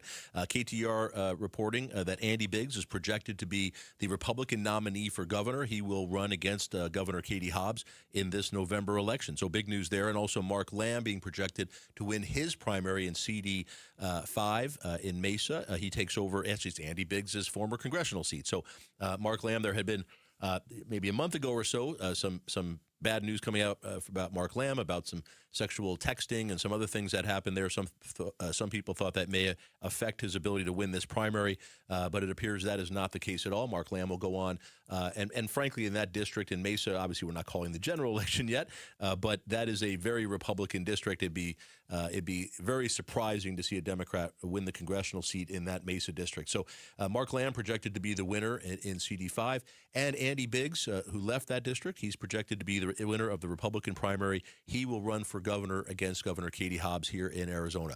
How does that play out in Arizona? By the way, we'll continue to have other updates for you as the night rolls on, as more and more voting comes in. Some of the numbers we're seeing right now from the state, Alexander Kolodin at the Secretary of State race has about an 8-point lead over Gina Swoboda in the very, very early tabulating here.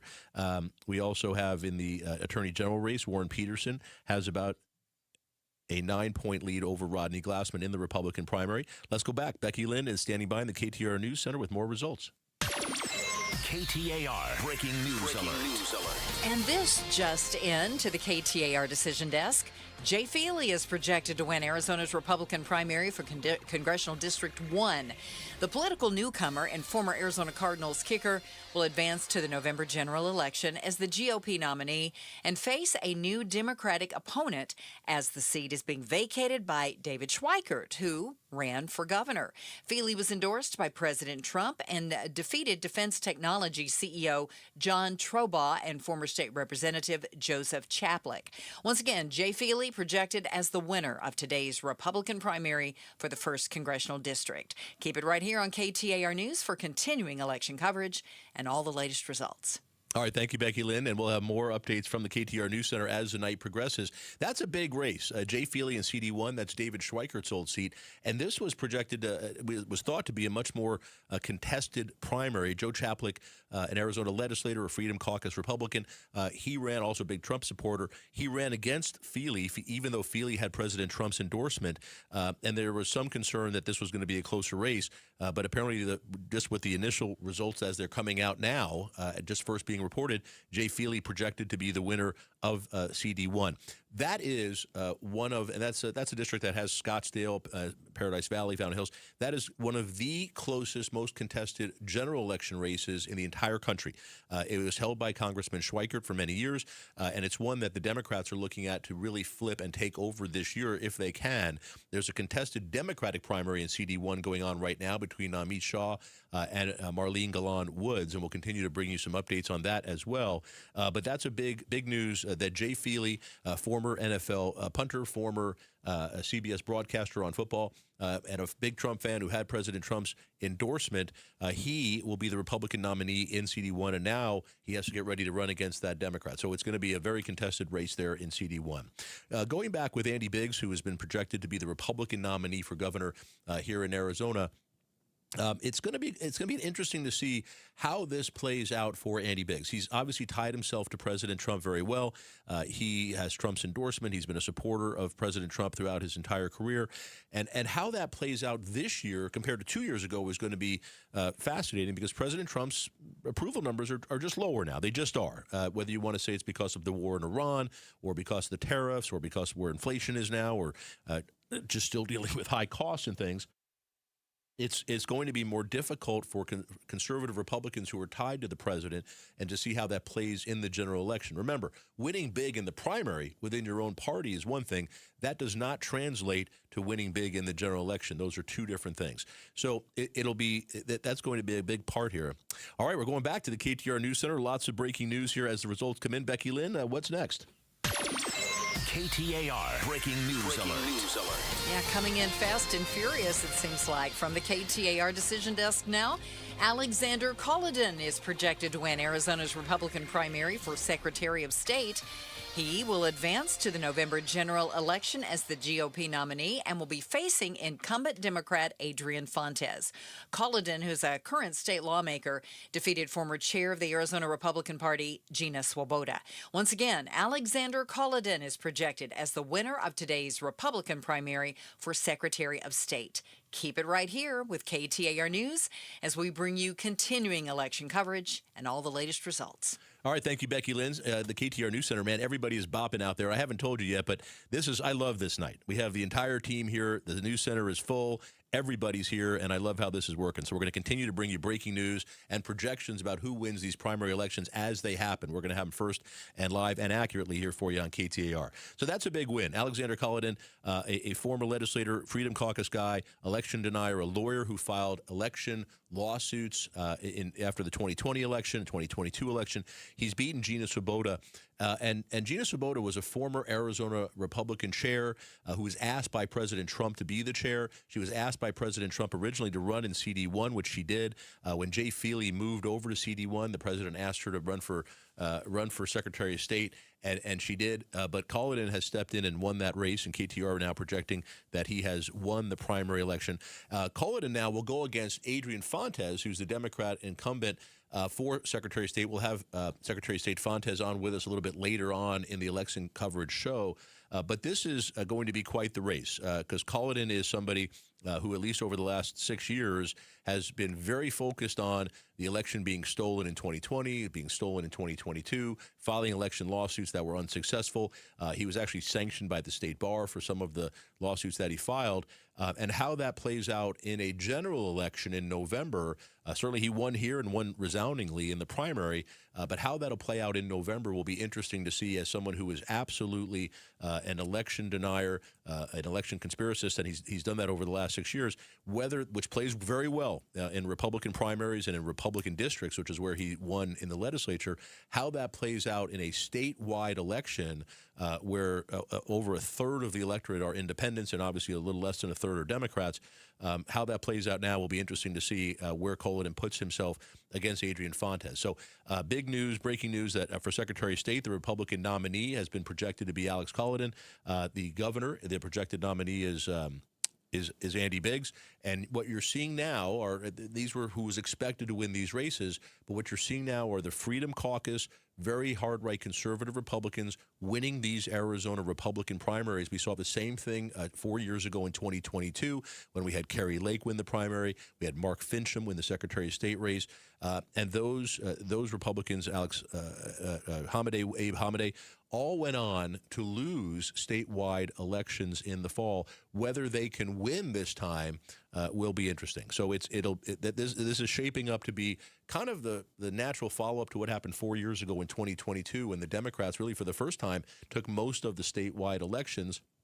Whether that's the case this year, we'll see how it plays out. Certainly be difficult for some of these candidates unless President Trump's approval ratings start to change and you see Republican excitement and things come on. We had Sergio Arellano with us just a short time ago. He's the chairman of the Republican Party in Arizona now. He talked about the excitement that he feels on the ground. He said that people are going to unite behind these candidates and get behind these folks. So we shall see. There are people in the Republican Party who are Republicans, solid conservative Republicans, who look at some of these candidates like they looked at 4 years ago and said that they're saying now that we're setting ourselves up, setting the party up to lose again. They're concerned about that. Doesn't mean it's going to happen, but they're concerned about that. But we have a long way to go here from late July until early November when the election happens. There's a lot for the public to get to know these people on a statewide basis. Alex Cullinan, for example, people may have heard of him, and certainly in his district, people know who he is in Scottsdale and the PV area. But he's going to have to really go out there now and meet people from around the state, not just Republicans now, but independents as well. So we'll see how this plays out. A lot of these President Trump supporting the MAGA type Republicans, like Andy Biggs, like Alex Cullinan, their playbook has been in 2022, it wasn't to play to the center. It wasn't to try to appeal to independents.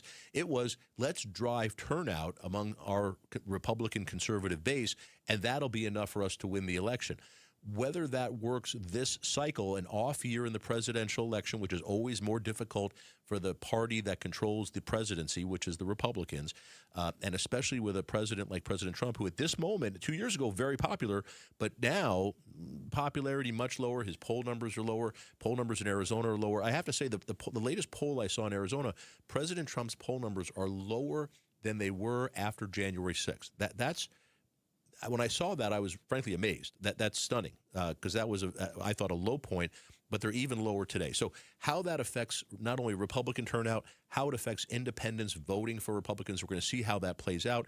And at the same time, you have Governor Katie Hobbs. You have a lot of incumbents here in Arizona who now they don't get to just run on what they're promising to do. They have to run on their record.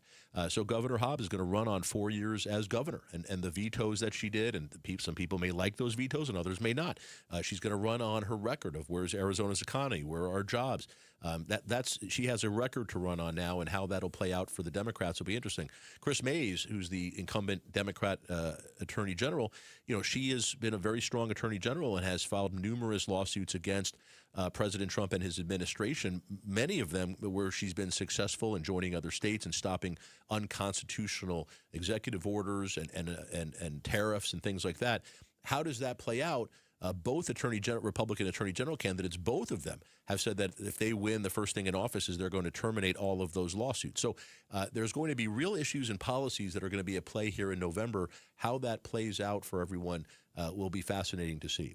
All right, coming up, Stacey Pearson is going to join us from Lumen Strategy. She's a Democratic strategist. We're going to get her here to comment on these initial projections in the Arizona primary election tonight, and also on the Democratic side, how some of these Democratic races play out and what she sees happening in the general election coming forward. So stay with us. It's KTAR's Arizona primary night special election coverage. I'm Barry Markson. Here's the deal. The government is over $38 trillion in debt, which means the IRS isn't slowing down. And the tax code is complex and unforgiving. So it's not surprising if you're one of the millions of Americans that owe back taxes to the IRS. Unfortunately, they're the world's most powerful collection agency, with the ability to garnish your wages, seize your bank accounts, and even take your home or business. But don't be stressed or worried any longer. We're Optima Tax Relief, America's most trusted tax resolution firm. We have resolved over $3 billion in tax debt for our clients. Our award-winning professionals deal with the IRS every single day, protecting our clients and preparing them for the best possible resolution. For tax help you need, for tax help you can trust, give Optima a call today. Call 800-343-6460. 800-343-6460. 800-343-6460. Optima Tax Relief. Some restrictions apply. For complete details, please visit OptimaTaxRelief.com. It's a fact. When your eyes work correctly, light focuses through both your cornea and your lens to give you high-quality vision. Hi, it's Dr. Kopstein from K2 Vision. Here's another fact. As we near age 50, we begin to lose the quality and function of our natural lens. That's when we start to reach for reading glasses and contemplate those cataracts on the horizon, typically in our 70s or later, but inevitable if we get old enough. Fortunately, K2 Vision has the advanced permanent solution for both, refractive lens exchange, or RLE. K2 Vision RLE is a quick, painless procedure that restores distance and near vision permanently. Plus, another thing is permanent. You will never develop a cataract. After over 20 years replacing over 100,000 failing lenses, we will help you determine when it's your right time for RLE. Schedule your free Zoom consult today at k2visionrle.com. K2 Vision RLE. No readers, glasses, contacts, or cataracts. KTAR News now. It is 8:30. Good evening. I'm Becky Lynn, live from the KTAR Decision Desk. KTAR Breaking News Alert.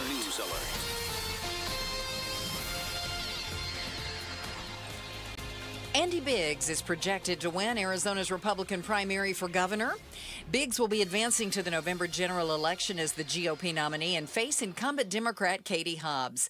Biggs emerged from a competitive Republican field, defeating fellow Congressman David Schweikert, as well as businessmen Scott Neely and Ken Maselli. Let's go now to KTAR's Balin Overstoles, who's at the watch party for Biggs turned celebration. Yes, Becky, that is where I am at. And just moments ago, we did hear loud cheering as AP released Biggs as the projected winner. And it is a really packed event here, up to about 200 supporters for Biggs in a crowded hangar in Scottsdale. It is hot in here, but the excitement is high. I spoke to one man named Jay. He is a Valley voter supporting Biggs, and this is what he had to say right after AP announced that for Biggs. There's a lot of cheering going on, so everybody's happy. It's an exciting night. It bodes well for the future of Arizona. We're really hopeful for the future and what Andy Biggs is going to do. And he is one of many Arizonans here very excited about that news. In recent days, Biggs has described himself as a bipartisan politician, but he's also accused current Governor Katie Hobbs of corruption in his campaigning. Live in Scottsdale, Balin Overstoles, KTAR News. I'm Anna Olp, live from the KTAR News Center. Also just in, former Pinal County Sheriff Mark Lamb is projected to win Arizona's Republican primary for Congressional District 5, and former NFL player Jay Feely is projected to win the Republican nomination for Arizona's 1st Congressional District. Both candidates had the endorsement of President Trump. Live in the News Center, Anna Olp, KTAR News. Over in Arizona's 5th Congressional District, Elizabeth Lee is the projected Democratic winner in District 5. She'll be facing projected Republican winner and former Pinal County Sheriff Mark Lamb. Meanwhile, in Arizona's 4th Congressional District, incumbent Democrat Greg Stanton is the projected winner of his primary. Stanton is leading over challenger Kai Newkirk from the 8 p.m. ballot drop with about 29,000 votes to Newkirk's 13,000. And more preliminary results coming in for today's primary election, and our team coverage continues with KTAR's Kellen Shover live in the news center with some of those preliminary results. In the GOP Secretary of State race, the race has been called for Alexander Kolodin, who leads over Gina Swoboda with 41,000 votes. Over to the GOP Attorney General's race, Warren Peterson with a solid lead over Rodney Glassman with around 37,000 votes. As for Superintendent of Public Instruction, Kimberly Lee is currently leading over incumbent Tom Horn with just shy of 28,000 votes. Live from the News Center, Kellen Shover, KTAR News. Let's get a quick look at traffic now from Enrique Garcia in the Valley Chevy Dealers Traffic Center. Thank you, Becky Lynn. Highway-wise, Peoria, we have a crash off right. Loop 101, Agua Fria, northbound near Olive Avenue, and Surface Street. It's looking spectacular, so you should have no issues going around town. Enrique Garcia, KTAR News. 85, our overnight low. Could see some showers still this evening. Tomorrow, partly cloudy and a high of 106. It's 93 degrees in Mesa. Weather brought to you by Homes 2X, and our primary election special continues now. I'm Becky Lynn on Arizona's news station, KTAR News. A KTAR News special, Arizona Votes 2026, Primary Day. All right, welcome back, everybody. Barry Markson with you, KTAR special election coverage. It's primary day in Arizona. Thanks for joining us. The results continue to roll in. We have them for you live here on KTAR. Already projected as winners. Andy Biggs is the Republican nominee for governor. Alex Kolodin is the Republican nominee for Secretary of State. Mark Lamb, he is the Republican nominee for Congress in District 5. So we have those for you. And joining us right now, and we'll continue to bring you more updates as they roll in, Stacey Pearson is joining us from Lumen Strategy. She's a Democratic strategist. And Stacey, thanks for being here on primary day. Oh, thanks for having me. All right, so Stacey, we're starting to see the results come in, the projected results, I think in line with what most people thought. And it's a lot of folks winning in the Republican primary who, frankly, were election deniers. They said that the 2020 election was stolen. I mean, certainly Andy Biggs said that. Alex Kolodin is a lawyer who was filing lawsuits saying the election was stolen. He was eventually sanctioned by the state bar as a result of that. Are we just going to see a replay here of 2022 when Republicans nominated these folks, these election conspiracy theorists who all lost to Democrats in 2022? It's certainly looking like we're running it back. And we've got a group of candidates and now nominees who have tinfoil hats on. The 2020 election was not stolen. And the more they talk about it, the more they disenfranchise the moderates, both the moderate Democrats, the independents, and the moderate Republicans. And the interesting thing is, it's not even, they'll say it's the media bringing it up. President Trump just held a press conference about this on Thursday. So this is front and center in the Republican Party. It's front and center in the entire country. I mean, President Trump literally called for a nationwide address and then talked about the stolen election in 2020 and what he's seeing as what he believes is conspiracy election issues coming forward. So it's interesting to me that we are kind of running it back. Is Andy Biggs a better candidate, though, than Kerry Lake? I mean, he has won elections. He has a record to run on. He's certainly doing the opposite of Kerry Lake now. He seems to be trying to move himself a little bit more to the center, talking about reaching across the aisle. Is that going to be a more effective process than what Kerry Lake did? Absolutely not. I would argue fundamentally he's farther right than she was. I mean, this is a gentleman who while he was serving in the legislature, said marital rape is not possible. I mean, his voting record alone is disqualifying. And so I think fundamentally Kerry Lake shifted to the right. Andy Biggs is farther to the right than any of us could really ever imagine. And so he's in a very difficult position. He's got a long history of votes on the record that are just fundamentally bonkers. Stacey Pearson's a Democratic strategist. So Stacey, is that going to come out now in the general election? I mean, does Governor Hobbs? Oh yeah, she has the money, and she's going. We're going to see that in ads, and it's going to be out there all. I mean, because I don't think many people. Most people don't even know the names of the people running. But you're right. Is that information going to get out there so that the public learns about Andy Biggs's voting record in Congress and the things he's said and done? For sure. I mean, Governor Hobbs has dropped her first attack ad during the time that you and I are talking, and it is that granted it's digital at the moment, but she has out fundraised him out fundraised him, she's outplanned him, and that's exactly what she's going to do. She's going to hold him accountable for the votes he took in the state legislature and in the United States Congress. And the fact that the guy was at the Capitol on January 6th, surrounded by people calling for the hanging of the president. The hanging of the vice president. I mean, that's insanity. And so I think the governor's going to do a great job pointing these connections out. Stacey Pearson's with us from Lumen Strategies, a Democratic strategist. Talk to me a little bit about Alex Colodin. KTAR has called the Secretary of State race for him. He'll run against Adrian Fontes, the incumbent Democratic Secretary of State, who's going to join us on KTAR here in the next segment. Colodin is another guy, an election denier, filed lawsuit saying the election was stolen.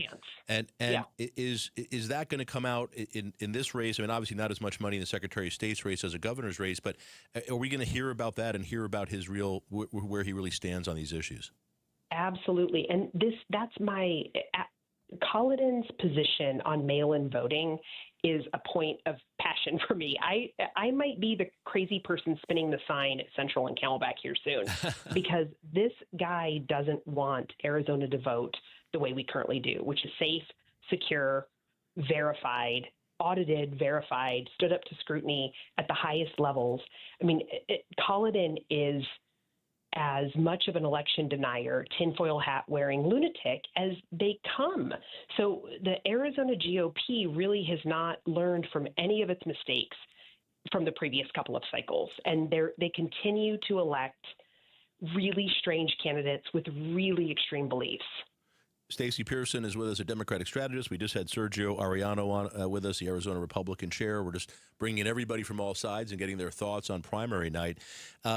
Here's a question, I guess, what people are asking, Stacey, is Alex Colodin as bad as Mark Fincham was 4 years ago? Is Andy Biggs as bad as Kari Lake was 4 years ago? Is it going to be that obvious to the electorate?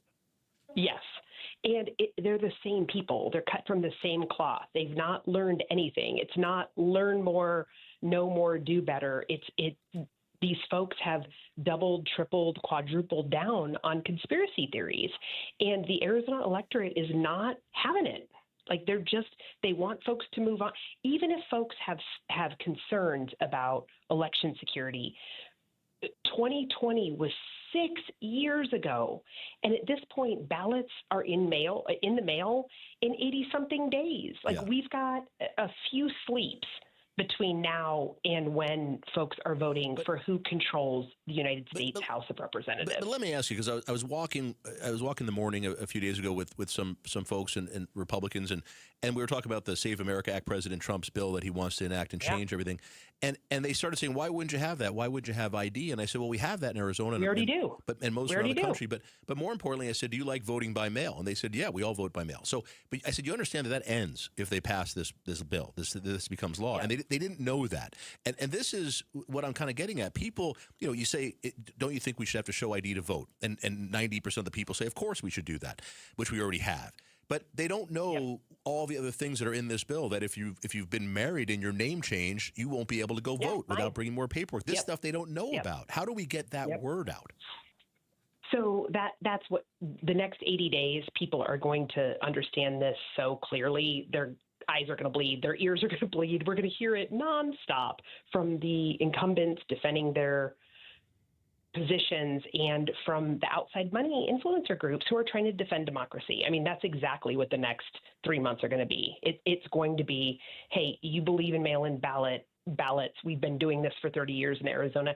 We've had citizens-only voting by statute of our state beyond what is required federally, and folks are going to start picking up. I mean, truly, the fact that this primary moved earlier in July, I think we're seeing in the total turnout, folks just, you get in a routine, you voted in Arizona for a number of years, that happens in August, well, now it's July, I just got my ballot early. I mean, I think what we're seeing in terms of total turnout is the impact of a changed primary date. And now, nationally, we're going to see a ton of spending to explain to folks what's on the line. And that is, to your point, Barry, mail-in voting. Like, it's over. If these guys win, it's over. It is. It is If absolutely guys over. win, it's over. Stacey Pearson with Lumen Strategies joining us. She's a Democratic consultant. She's with us on KTAR. Let's go to CD1. KTAR projecting that Jay Feely is the Republican nominee for that congressional seat, David Schweikert's old seat. We're still waiting to see the outcome of the Amit Shah and Marlene Galan-Woods race, others in there as well, as we're waiting to see the outcome. Talk to me about that race. Going to be one of the most contested, I think, in the country. But the DCC, the Democratic Congressional Committee, they came in favor of Marlene Galan-Woods and dumped a whole bunch of money on negative ads. Why did that happen, and how is that going to affect Democratic unity going forward in a very important seat for the Democrats? This is a majority-making seat for the U.S. Congress. I mean, this is really that big of a deal. I'm not being hyperbolic.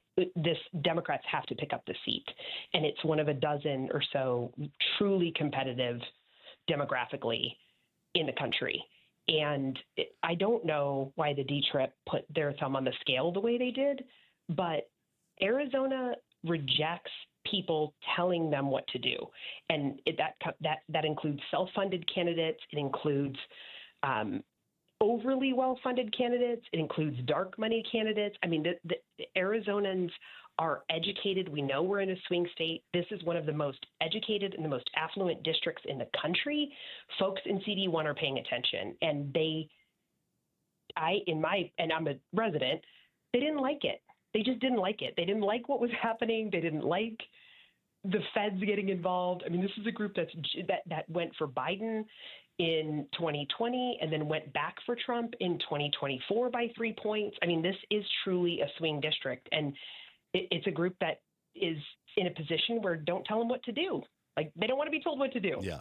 They're going to do their homework, and they're going to figure it out. It's going to be quite the race there in CD1, Jay Feely and whoever comes out of this Democratic primary.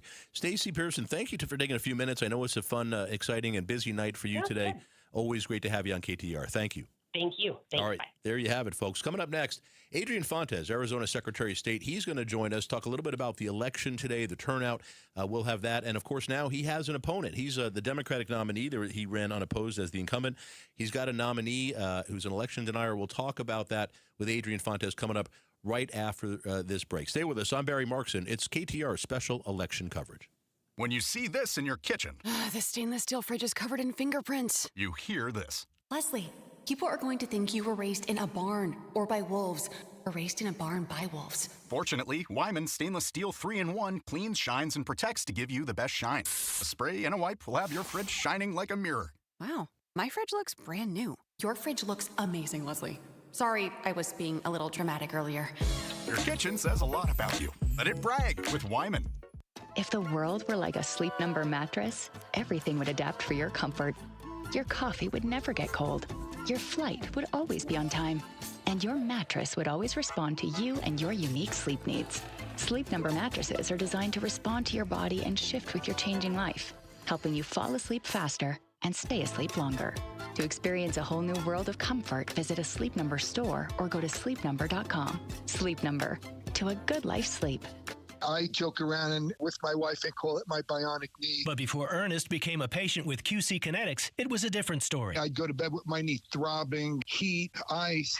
I would get up in the middle of the night to get a drink or something, and I would just be hobbling. He wasn't able to play on his rec basketball team or work in the yard. But QC Kinetics regenerative treatments turned around the situation without surgery or downtime, using Ernest's own healing properties to help restore his aching knee, now known as Ernest's bionic knee. I am really happy because I am playing the game that I love so much, and I'm playing with my granddaughter, and I'm gardening, and I'm on my knees, and I'm jumping up. I have a 200-pound dog, and I'm playing with my dog. Now Ernest is living his best life thanks to QC Kinetics, and so can you. Call today for your free consultation. Call QC Kinetics, 602-837-PAIN. That's 602-837-PAIN. 602-837-PAIN. This is Pat McMahon, and I've been talking to you about Kaiko Roofing for a long time now. This time of year, mostly how to keep the inside of your home monsoon-proof. Just call Kaiko, 602-944-4600. Ask for someone to come out and check the condition of your roof at no charge. That's how I originally found out about Kaiko. I call them because my roof is nowhere I should be. And besides, I wouldn't know what to look for anyway, so here's what really sold me on Kaiko. They came down off the roof after the checkup and told me, now get this, they told me everything looked fine. No repairs needed. Thanks for calling Kaiko. Well, that told me all I needed to know about the way Kaiko does business. And if they do find something that needs repair, Kaiko will even offer finance options. Call Kaiko Roofing, 602-944-4600, before the monsoon comes to your house. Remember what Monty says. Kaiko Roofing. We're crazy about quality. 1877 Cars for Kids. KARS Cars for Kids. 1877 Cars for Kids. Donate your car today. Call 877 Cars for Kids to reach a friendly live agent. Donation is super easy, and your car can be picked up as soon as tomorrow. Call us now or go to carsforkids.org. Donate your car today. Did you know you can donate real estate too? Folks ask me how to spot a termite. I tell them, if you're waiting for a sign, you're letting them get the jump on you. Termite don't want your attention. He wants the bones of your home, and he's been whittling at them longer than you think. Nate here, owner of Blue Sky Pest Control. Don't let termites get the jump on you. Smart protection starts before the damage does. Call 602 Blue Sky for your free termite inspection. Hello, Blue Sky. Goodbye, pests. Here's more primary day coverage on the KTAR YouTube channel, the KTAR News app, and 92.3 FM. All right, everybody, it's Arizona primary night, live here on KTAR. I'm Barry Markson. Anchoring our coverage today, the entire KTAR news team is in the center here, and I have to tell you, I just went out for a moment, and it's buzzing out there, folks. Everybody's running around. They've got their heads down. They're figuring out what's happening in these races, and we're bringing you the results as they come in. KTAR already called several races, including Andy Biggs, who will be the Republican nominee for governor. Jay Feely will be the Republican nominee in Congressional District 1, Congressman Schweikert's district. Mark Lamb, Congressional District 5, he's a Republican nominee there. And also for Secretary of State, Alex Colodin, he's the Republican nominee for Secretary of State. So more of the results as they come in. Becky Lynn standing by in the KTAR News Center. As they come in, we will break in and bring them to you live and local and first. We're going to have them here for you on KTAR. Adrian Fontes, the Secretary of State, is going to join us here in just a bit. We'll have him on with us as well and get his thoughts on his opponent and what's happening here. But I think what we're seeing, and we just had both the Arizona Republican Party chair on with us and Stacey Lumen, who is a Democratic strategist. We have the Democratic Party chair coming on with us next hour. This is turning out to be in some ways very similar to 2022. You have Trump-supported MAGA conservatives who were election deniers in 2020 and 2022, who were putting forth conspiracy theories about the election being stolen, and they're now the nominees yet again, right? So we had Kari Lake, we had Mark Fincham at Secretary of State, Abe Hamadeh, all of whom said that the 2020 election was stolen, and then after they lost in 2022, said their elections were stolen. All of those people who filed lawsuits, had hearings, had trials, all of them lost. They could not provide any evidence that the election had been stolen or tampered with in any way or rigged. And now here we are 4 years later, and the Republican slate for statewide election is really full of the same folks who have the same opinions. And you might say, why are we talking about something that happened 4 years ago or 6 years ago? Well, President Trump just held a nationwide address.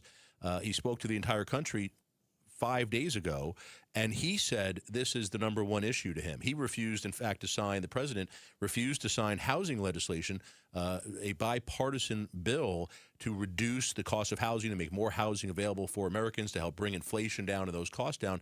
The president wouldn't sign it because he was upset that Senate Republicans wouldn't back his Save America Act, which would get rid of all mail-in balloting except for certain limited exceptions and make it difficult for people, like, for example, if you've been married, who've had a name change, difficult for millions of Americans to even vote at all.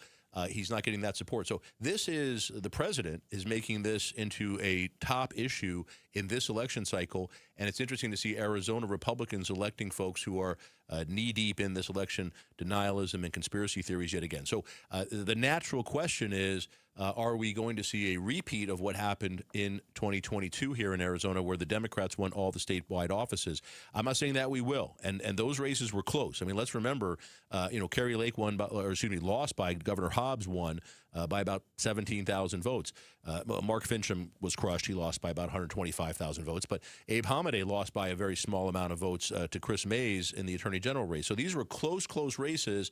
It's going to be close. I'm not of the opinion that Arizona is even really a purple state. I think Arizona is a red state, but red in the, hey, let's get things done. We want people in government who accomplish things and get goals and look at what's important and not put forth and push these conspiracy theories. We'll see what happens. I think that's what Arizona voters have been telling us over the last 10 years in these election cycles.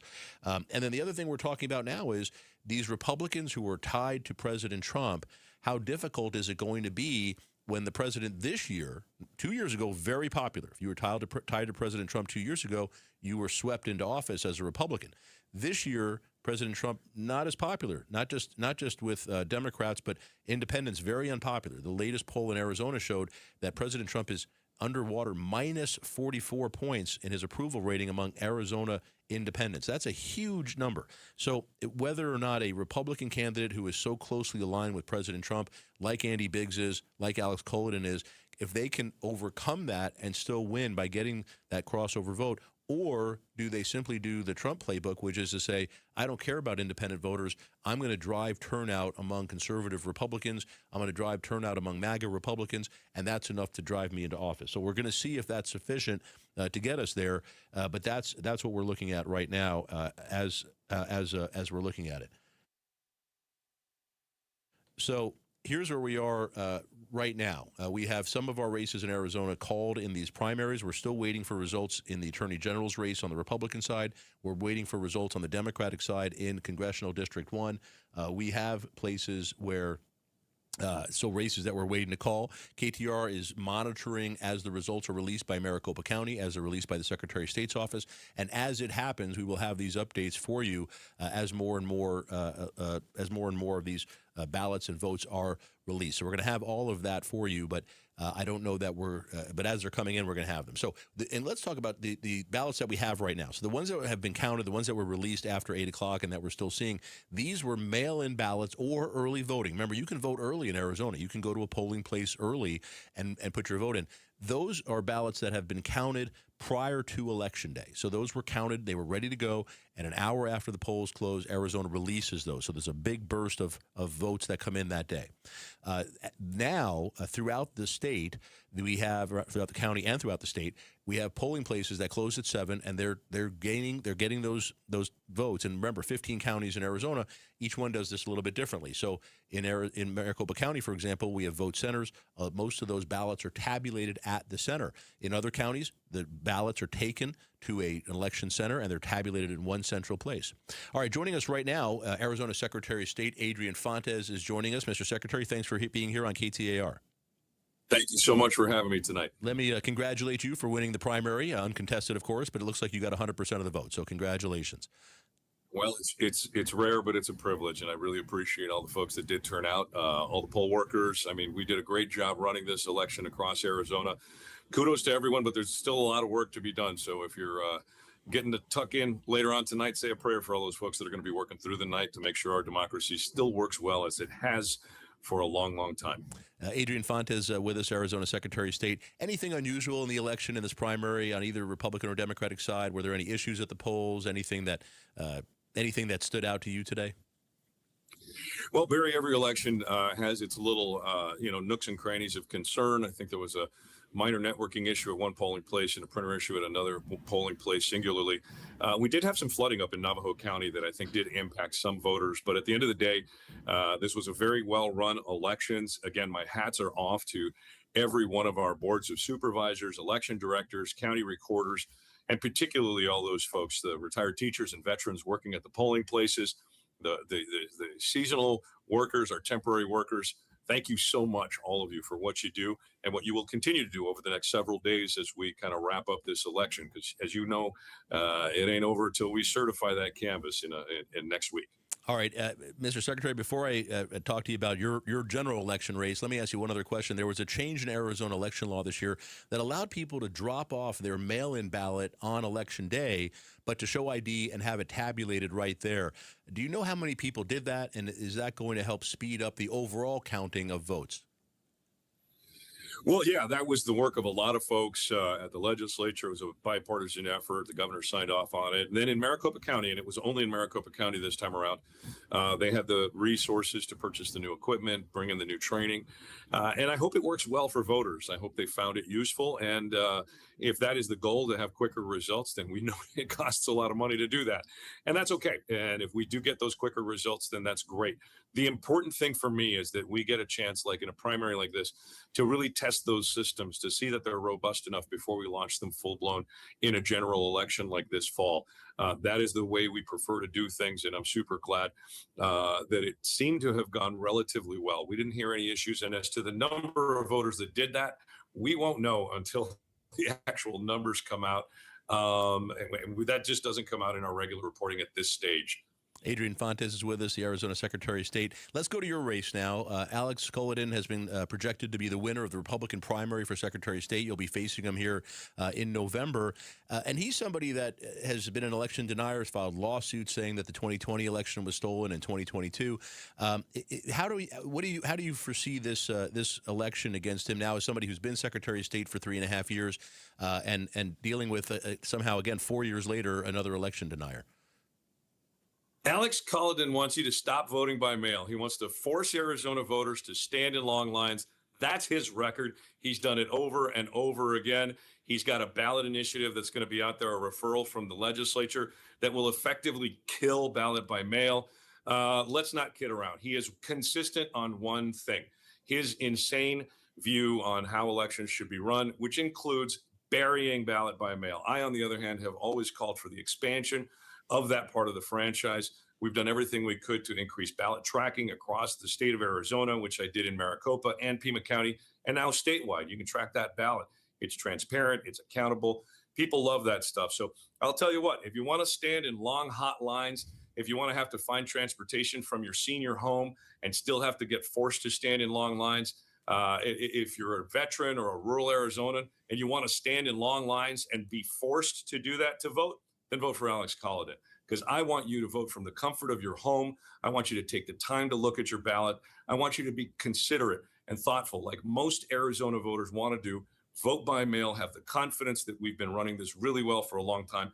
That's the kind of Secretary of State I will continue to be when I get reelected. And I really hope folks will consider voting for me in November. Adrian Fontes with us, the Arizona Secretary of State. You know, it's always amazing to me. People don't realize Arizona's been running vote by mail, mail-in ballots since 1992. We've been doing this for coming up on 25 years now. And everybody loves it. As far what is the percentage of people that vote by mail generally in the general election? Is it 75, 80%? Is it more than that? Yeah, we're upwards of 80% plus, and that increase has happened steadily since 1992. So I think we're going on 35, 30-something years now. But that's not important. What is important is that that's how Arizona voters like to vote. And this was, let's not forget, ballot by mail voting was created by Republicans. Right. A Republican legislature and a Republican governor decided that this was a better, a more secure, a less expensive way to vote. And that's all true. And that's something that we have been promoting. Heck, my predecessor at the county recorder's office, Helen Purcell, was a pioneer in making sure that vote by mail processed well and did it nicely. And I think it's an embarrassment to her legacy and all the folks in Arizona who have continued to vote by mail for years and years, to think that a Secretary of State candidate like Alex Culloden wants to stop the exercise entirely. That's really problematic for most of Arizona voters. And I hope they will consider keeping me in office so they can keep voting by mail. Is it true that the majority of, whether it be Republican, Democrat, Independents, each group, the vast majority, all vote by mail more than not? Majority of men, majority of women, majority of Hispanics, majority of white folks, majority of everybody, political parties, gender, race, you name it. Split up the electorate like you want. The majority vote by mail. And that's how Arizona likes it. Alexander Culloden, on the other hand, hates it. He wants to bury ballot by mail voting and force you to stand in long lines. And you know what? That's the kind of thing that he does. He voted to get rid of penalties for stolen valor. I'm a veteran of the United States Marine Corps, and I take personal umbrage at the notion that somebody can wear medals or the uniform that I wore, that so many Americans wore, and not be penalized for misrepresenting that truth. He voted to not have penalties for pipe bombs.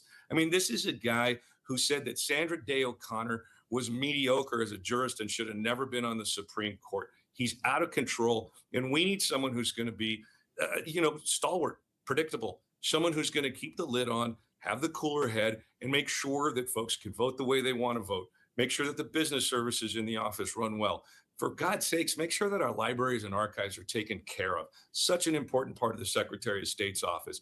That's why I'm running for re-election, Barry, and that's why I'm hoping folks will support me by going to electfontes.com and helping out. It's a really important race, and we've got to make sure that we keep it in sane hands. All right, Adrian Fontes, thanks for taking a few minutes with us today. I know it's a busy day for you and a busy night, but thanks for coming on KTAR.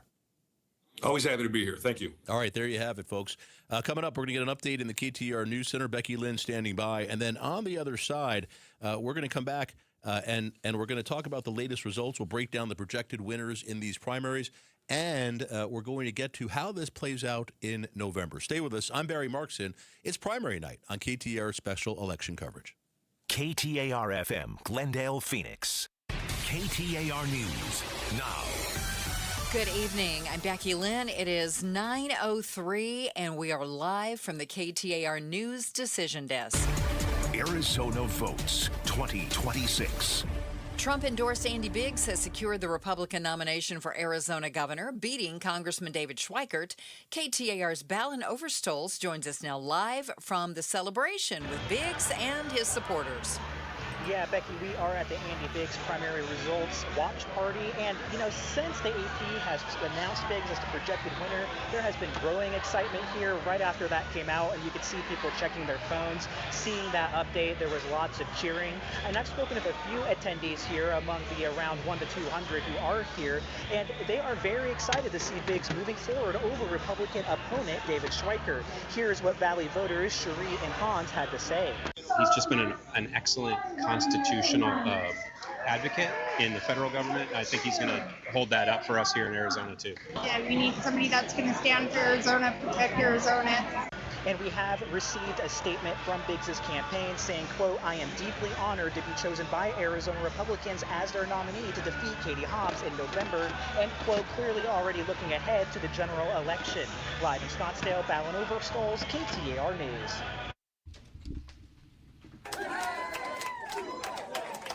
I'm Anna Olp, live from the KTAR News Center. That celebration for former NFL player Jay Feely, who's been projected to win the Republican nomination for Arizona's 1st congressional district. Also announced is former Pinal County Sheriff Mark Lamb, projected to win Arizona's Republican primary for Congressional District 5.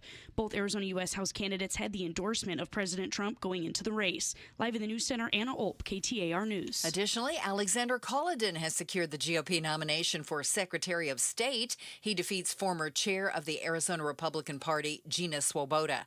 Now, a few other races still have not yet been decided. Our election night team coverage continues now with KTAR's Kellen Shover, who joins us live to break down the rest of the results. Over to the GOP Attorney General's race. State Senate President Warren Peterson with a solid lead over Rodney Glassman. Peterson has around 37,000 more votes. Moving to the GOP race for Superintendent of Public Instruction, Kimberly Yee is currently leading over incumbent Tom Horn, but her lead is more slim, a 28,000 vote advantage. Live from the News Center, Kellen Shover, KTAR News. Let's get a quick look at traffic now with Enrique Garcia in the Valley Chevy Dealers Traffic Center. Thank you, Becky Lynn. Starting off with some good news. Peoria, that crash that was blocking the right-hand lanes on the Loop 101 Agua Fria northbound near Olive Avenue is cleared. Chandler, we have a disabled vehicle blocking the exit ramp. I-10 Maricopa Freeway eastbound near Chandler Boulevard. And a quick look into our surface streets. Phoenix with a vehicle fire on Cottonfield Lane and Southern Avenue. Enrique Garcia, KTAR News. Little storm activity right now. A flash flood warning in effect for Cave Creek through 11:15 tonight. The storm is sending some strong winds into the metro with 20 to 30 mile per hour gusts over the next hour. Heavy rain north of Cave Creek also creating potential minor flooding issues. Look for some light showers and wind gusts all across the valley through 10 o'clock tonight. And right now in Cave Creek, the temperature is at 68 degrees. Weather brought to you by Homes 2X. Our primary election special continues now. I'm Becky Lynn on Arizona's news station, KTAR News. A KTAR News special. Arizona Votes 2026, Primary Day. All right, welcome back, everybody. KTAR special coverage, Arizona Primary Day. I'm Barry Marks, and we're going to go live right now to Jay Feely. He's giving a speech after being projected as the winner in the Republican primary in CD1.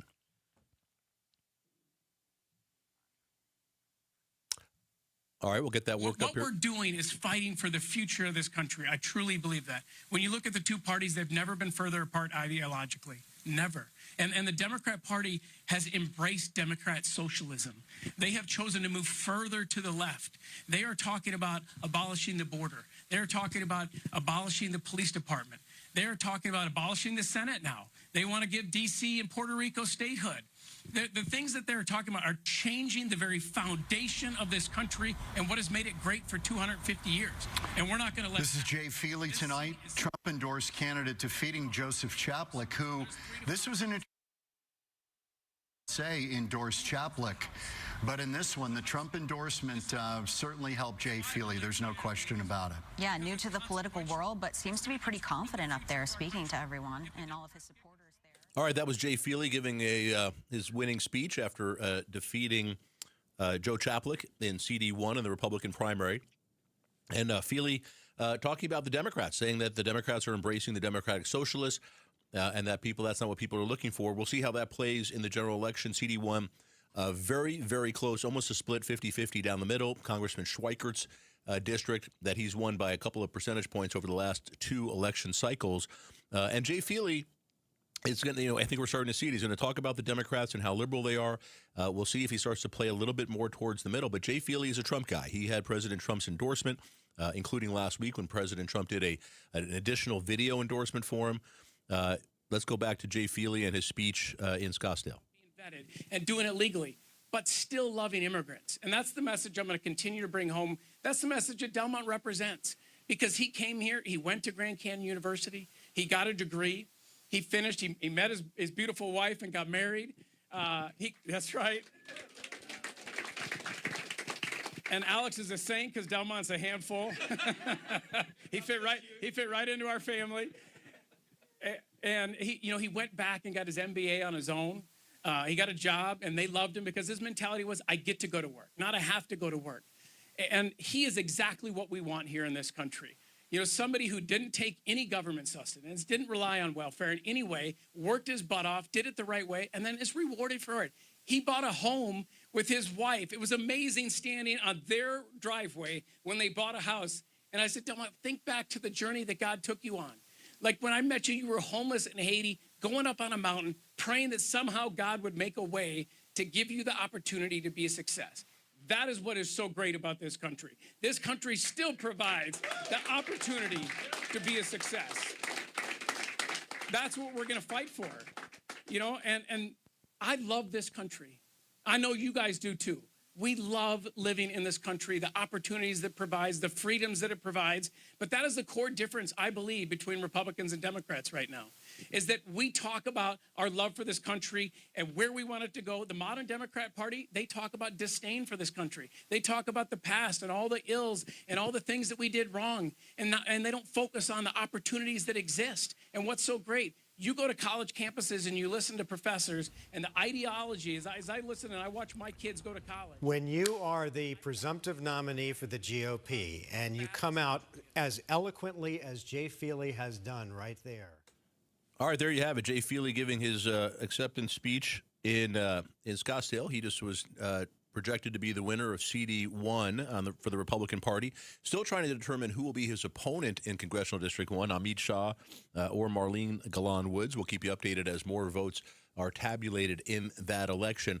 But Jay Feely is the winner there, and also Mark Lamb, the winner in CD5. Now, Mark Lamb going to have a much easier task here. He's in a very heavily Republican district. He's almost certainly going to win that district unless something crazy happens. Jay Feely, on the other hand, is in one of the most hotly contested districts in the entire country. This is a super, super close, almost 50-50 district, and no incumbent. So we'll see how that plays out. In Arizona, also, Andy Biggs has been projected to be the winner of the Republican primary for governor. He's won very big. The latest numbers I'm seeing now, Biggs got about 72% of that Republican vote, so just a huge advantage over his three folks that were competing with him, including David Schweikert and other congressmen. One big question is going to be, who does Andy Biggs, who does Governor Katie Hobbs, who do they select to be their lieutenant governors? Arizona, for the first time, will have lieutenant governor candidates on the ballot. They run as a companion to the governor. They're selected by the governor, and their real job really is, if the governor were to leave office for any reason, the lieutenant governor will step in as opposed to the Secretary of State, which is how it's been otherwise during Arizona's lifespan. So who they pick here will be a strategy decision. Is Andy Biggs going to go with someone on the right, someone on the far right where he is, or does he take someone who's a little more centrist, a little bit more of a moderate, to try to appeal to those independents and folks who might think he's too extreme? So it's going to be interesting to see how that plays out. Same for Katie Hobbs. Does she pick someone on the left? Many in the Democratic Party don't think Katie Hobbs is liberal enough. Does she pick someone on the left to try to appease them? Or does Katie Hobbs say, well, wait a minute, I'm gonna stick with somebody in the center where I am and hope that we appeal to those independents and maybe even some Republicans who don't want to vote for Andy Biggs. So that's where we are now. Coming up, we're going to be joined by Wes Gullett, a Republican strategist. He's been involved in Arizona Republican politics for several decades. We'll have him to come on and give us his thoughts on these initial projections for Republican wins in the primary and what type of election we might be seeing here in Arizona in 2026. Is the general election going to be a mirror image of what happened 4 years ago in 2022 when the Democrats swept most of the statewide offices, or is it going to be different this year? We'll talk to Wes Gullett about that next, and also continue to bring you updates as the votes are counted here in Maricopa County and around the entire state. I'm Barry Markson. It's primary night on KTAR.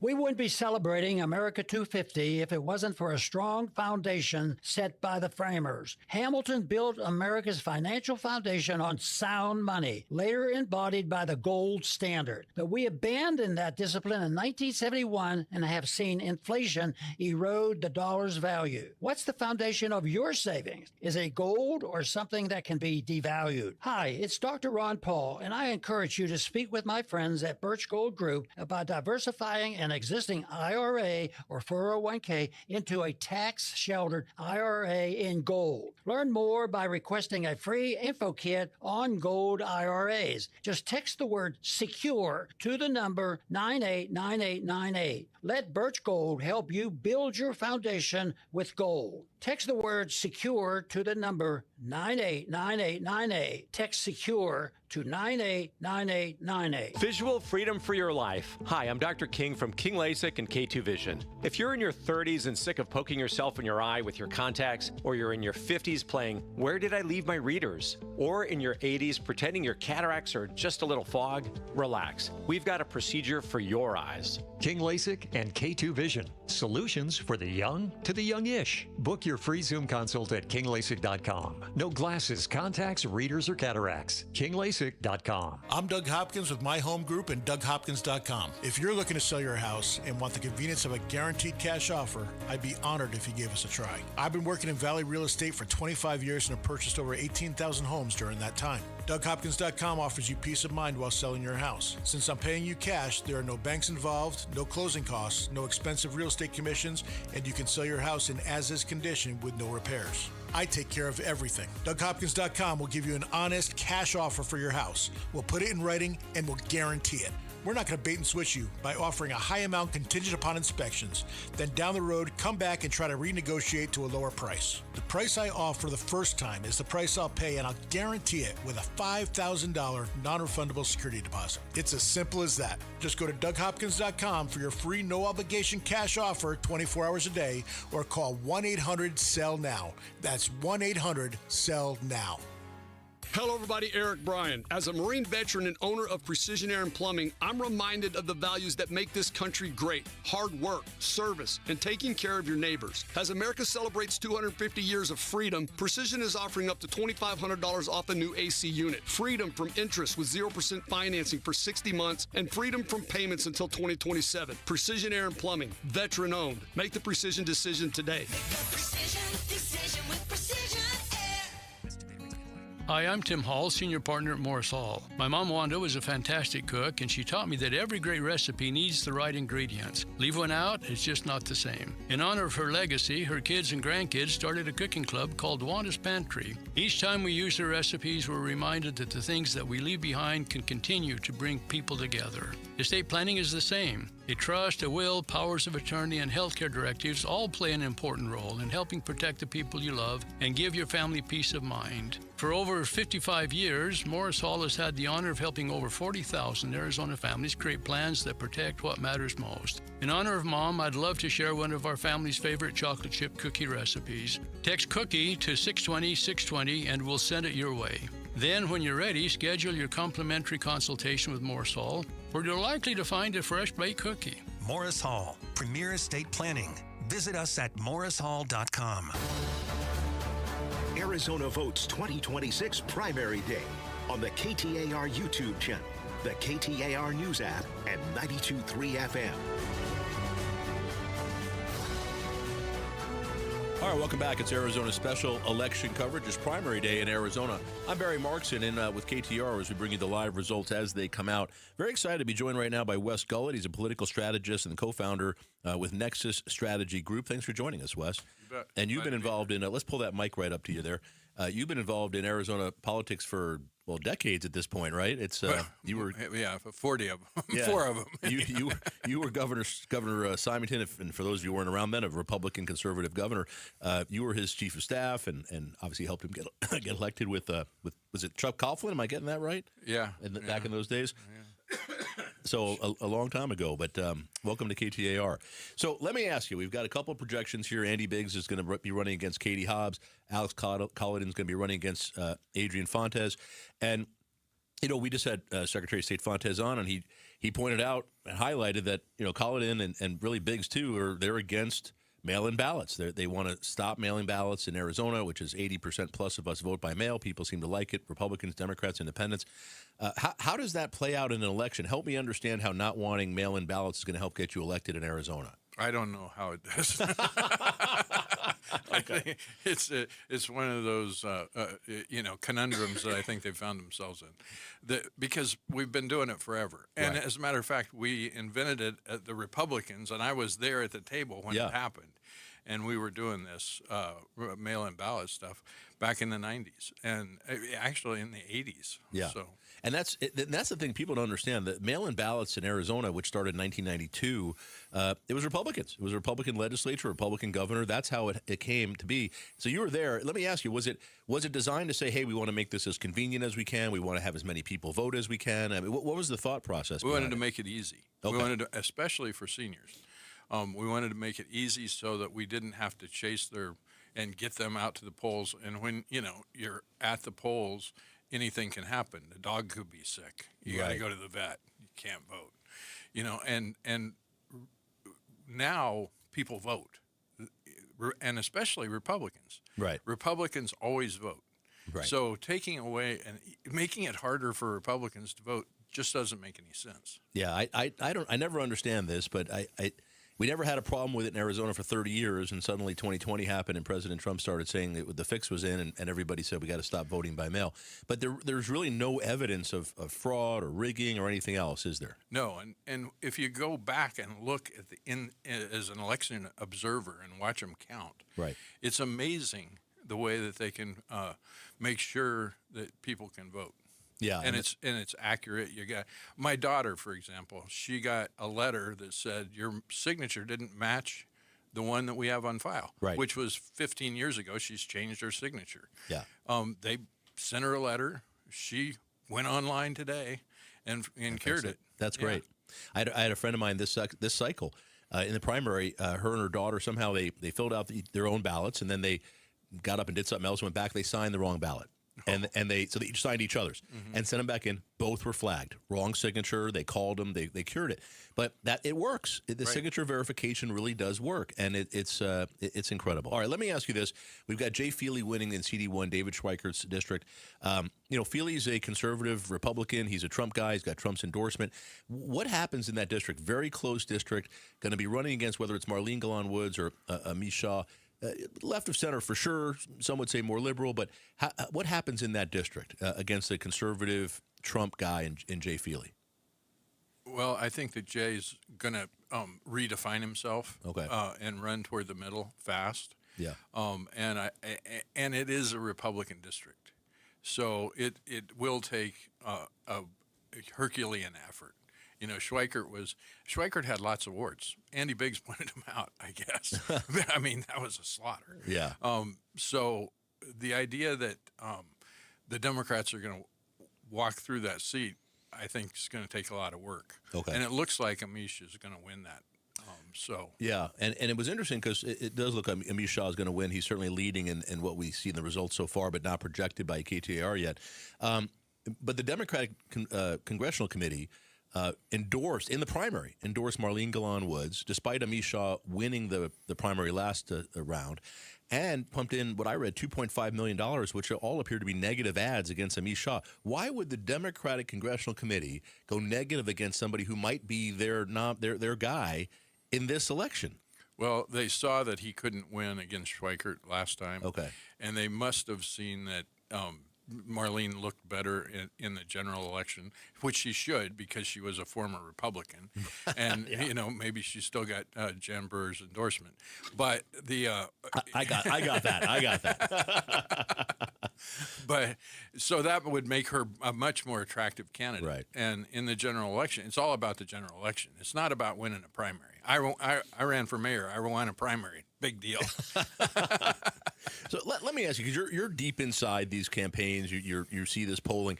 Is the polling that the parties get, and like what you just described, what the Democrats must be seeing in these polls, is it that much better than the public polls that we see in the news?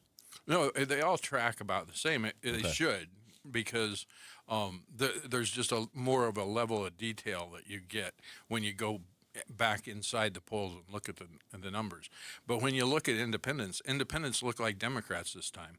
And that's very interesting because it hasn't been that way in the past. Independents always look like Republicans, moderate Republicans, but Republicans. And so this time they look like Democrats. And they're going to vote. I think they're going to, and it'll take a seismic shift to change that. So Wes Gullett is here with us, political strategist, co-founder of Nexus Strategy Group. So what do you mean by that independents look like Democrats this round? Tell me what that means. So if you break them down, the independents are aligned on the issues with Democrats. They're on the generic ballot, which you always ask kind of a generic ballot question so you don't get personalities in there. On the generic congressional ballot, it's like 2-to-1.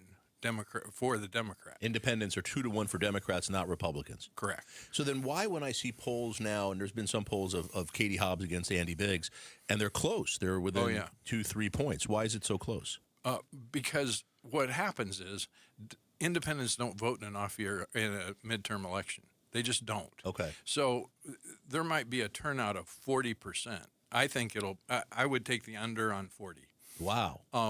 And so when you're in that situation, you can't count on those voters. So, plus, you're missing the ones that are going to vote. So you have to be really particular in how you look at those very likely voters and the independents. They got to be absolutely, positively going to vote. So do you think we're going to see the candidates on both sides really appealing to those independents and trying to get them to vote for them, or is it going to be more of appealing to their own party and trying to drive turnout? You've got to win the independents. Okay. You have to. And that's why Andy Biggs has got to broaden the tent. He's got to invite people in. Kerry Lake invited people out. Right. Very strongly. Yeah, right. So and there were 17,000 of us who were thrown out, so we voted for Hobbs. So how does Andy Biggs do that? I mean, he's one of the most conservative Freedom Caucus guys in the Congress. He's had 10 years of this. I mean, he's so far to the right that he was one of 6 Republicans who booted out a Republican Speaker of the House. I mean, he's always I mean, he's voting against supporting police. He votes no on everything. Right. When a vote in Congress is 350 to something to 5, Andy Biggs is in the 5. Right. How does he overcome that record of being that extreme? It's going to be hard. However, he has been in government for a long time. The difference between him and Kerry Lake is substantial. Andy Biggs ran the state Senate. And if you talk to people who are down there all the time, he ran it pretty well. And they have respect for him. Okay. So he's governed. In Congress, Congress doesn't do anything anyway. So it's like, he didn't do any harm.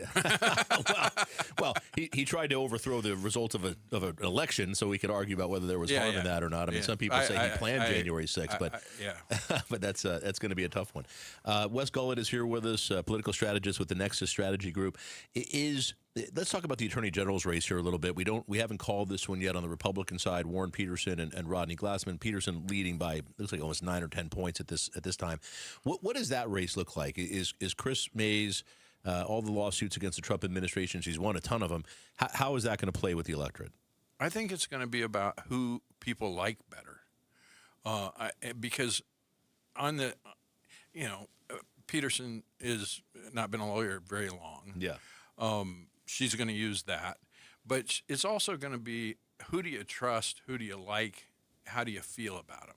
Okay. I think it's a feel election, and I think Chris has done a good job on that score. People kind of like her, you know. She's approachable. She's so I think it's going to be very, very close. Okay. And she's got a ton of money. Does she really? Oh, she's got 3 times more money than Peterson does. All right. Well, that's now going back to the governor's race, though. I want the lieutenant governor is going to be key. So if I'm Andy Biggs, what I do is I pick Leah Marquez Peterson, who's on the Corporation Commission, been elected statewide, from Tucson, Hispanic, woman, moderate. Okay. You do that, it's all of a sudden it's a game changer. Really? You pick Jake Hoffman, it's over. You think there's a chance he'd pick Jake Hoffman? Well, I use that as an example. Crazy. What about Rachel Mitchell? Well, she'd be good too. Yeah. Yeah. Another one.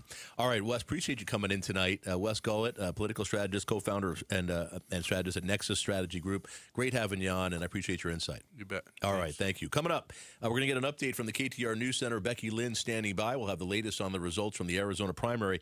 And then Charlene Fernandez is going to join us. She's the chair of the Arizona Democratic Party. So we're going to have her on to talk about the election results so far and what this portrays for the November general election. I'm Barry Markson. It's KTAR special election coverage on primary night. Stay with us. Hey, it's Bodie with NewACUnit.com. A lot of people think buying a new AC unit is complicated. It's not. Just answer a few quick questions online, see your price up front, and we'll connect you with a certified install team. No pressure, no upsells, no surprises. Just a better way to buy a new AC unit, and many customers save 50% or more. If you need a new AC unit, don't overthink it, and definitely don't pay more than you need to. Go to NewACUnit.com today.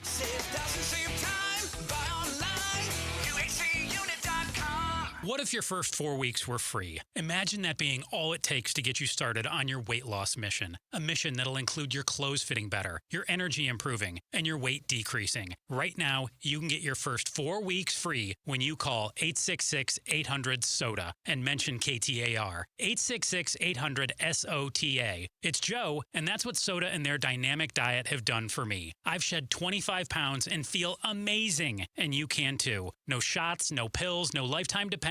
Soda's centered around real food. With expert guidance from nutritionists, they're going to arm you with habits that'll last a lifetime. So whether you want to lose 20 pounds or 100, Soda will specifically build a plan for you. Best of all, you get 4 weeks free when you call them at 866-800-SODA and mention KTAR. Or check them out online at SodaDietNutrition.com. SodaDietNutrition.com. Soda is, say it with me, state of the art.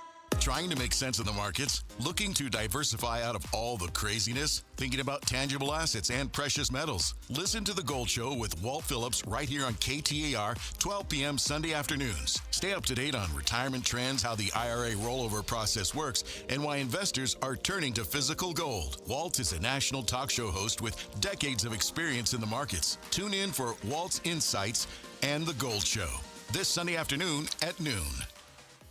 KTAR News now. Good evening. It's 9:31. I'm Becky Lynn, live from the KTAR News Decision Desk. Arizona votes 2026. Trump-endorsed Andy Biggs has secured the Republican nomination for Arizona governor, beating Congressman David Schweikert. KTAR's Balin Overstoles joins us now live from the celebration with Biggs and his supporters. Yeah, Becky, we are at the Andy Biggs primary results watch party. We are waiting to hear from Biggs, which could come really any minute now. I spoke with somebody from the campaign who says we may hear from Biggs and other statewide candidates who are allied with Biggs in just a few moments. We are waiting for that. There are about a few hundred people here waiting to see those results and to hear from Biggs again, including a man named Jay, who I spoke with amid a lot of excitement after the AP projected Biggs the winner in that race. It bodes well for the future of Arizona. We're really hopeful for the future and what Andy Biggs is going to do for Arizona to bring us back to affordability and to get this state back on track. And in a statement sent out by Biggs' campaign, he thanks Arizona Republicans for selecting him as the nominee to, in his words, beat current Governor Katie Hobbs. In recent days, Biggs has described himself as a bipartisan politician who can reach across the aisle. Live in Scottsdale, Balin Overstoles, KTAR News. The GOP primary race for Congressional District 1 has concluded, with former Cardinals kicker Jay Feely projected to secure the party's nomination. In his victory speech today, he thanks President Trump. Just want to thank him for his support, his friendship, his endorsement. We know how important that is, and we know how important it is to stand up for him and the policies that he's trying to impact our country with. He defeats Joseph Chaplick today. The Democratic race for CD1 has yet to be called. Mark Lamb projected to win Arizona's Republican primary for Congressional District 5. The former Pinal County Sheriff will advance to the November general election as the GOP nominee and face a new Democratic opponent as that seat is being vacated by Andy Biggs. Lamb was endorsed by President Trump and defeated Valley homebuilder Daniel Keenan. State Treasurer Kimberly Yee leading incumbent Tom Horn in the Republican primary for Arizona Superintendent of Public Instruction. While votes are still being counted, Yee is leading with about 54% of the vote to Horn's 46 in one of the most expensive and personal down-ballot contests of this cycle. Arizona Secretary of State Adrian Fontes joined KTAR's election special tonight, saying the primaries across the state have been well run, with staff across the state deserving of praise. The seasonal workers, our temporary workers, thank you so much, all of you, for what you do and what you will continue to do over the next several days as we kind of wrap up this election. Because, as you know, it ain't over until we certify that canvas. Fontes is projected to be facing Arizona State Representative Alexander Culloden in the November general election. There were no widespread issues of problems at any of the vote centers today. Maricopa County Recorder Justin Heap saying he's proud of his office's work in increasing the speed election results can be delivered. Internally at our office, we've done quite a bit to improve signature verification. I think both our accuracy and speed.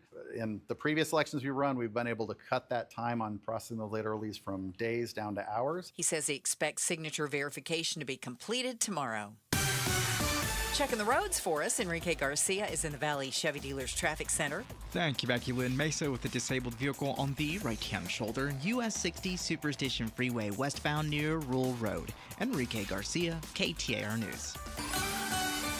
Flash flood warning still in effect until 11:15 for the Cave Creek and Carefree areas where plenty of rain is falling. We could see a few showers in the rest of the valley overnight. Overnight low 85. Tomorrow's high 106. Partly cloudy skies. In Phoenix right now it's 93. Weather brought to you by Homes 2X. Our primary election special continues next. I'm Becky Lynn on Arizona's news station, KTAR News. Here's more primary day coverage on the KTAR YouTube channel, the KTAR News app, and 92.3 FM. All right, I'm Barry Marks, and welcome back. KTAR special election coverage. It's primary night. We're bringing you the results as they come in. Very excited to have join us now Charlene Fernandez. She's the chairwoman, of the Arizona Democratic Party. And Ms. Fernandez, thanks for joining us. Thank you for having me, Barry. Appreciate you being here on KTAR. All right, we're starting to see how these races are going to shape up a little bit. We're going to have Governor Hobbs obviously running against Andy Biggs. Talk to us a little bit about how does that shape up? Obviously, Andy Biggs, very, very conservative on the far right of the party, certainly ties very directly with President Trump. Talk to us how you think that election plays out with Governor Hobbs going up against Andy Biggs. Well, we're just really excited with the work that Governor Hobbs has done for the past 4 years. She's proven herself to represent everyone.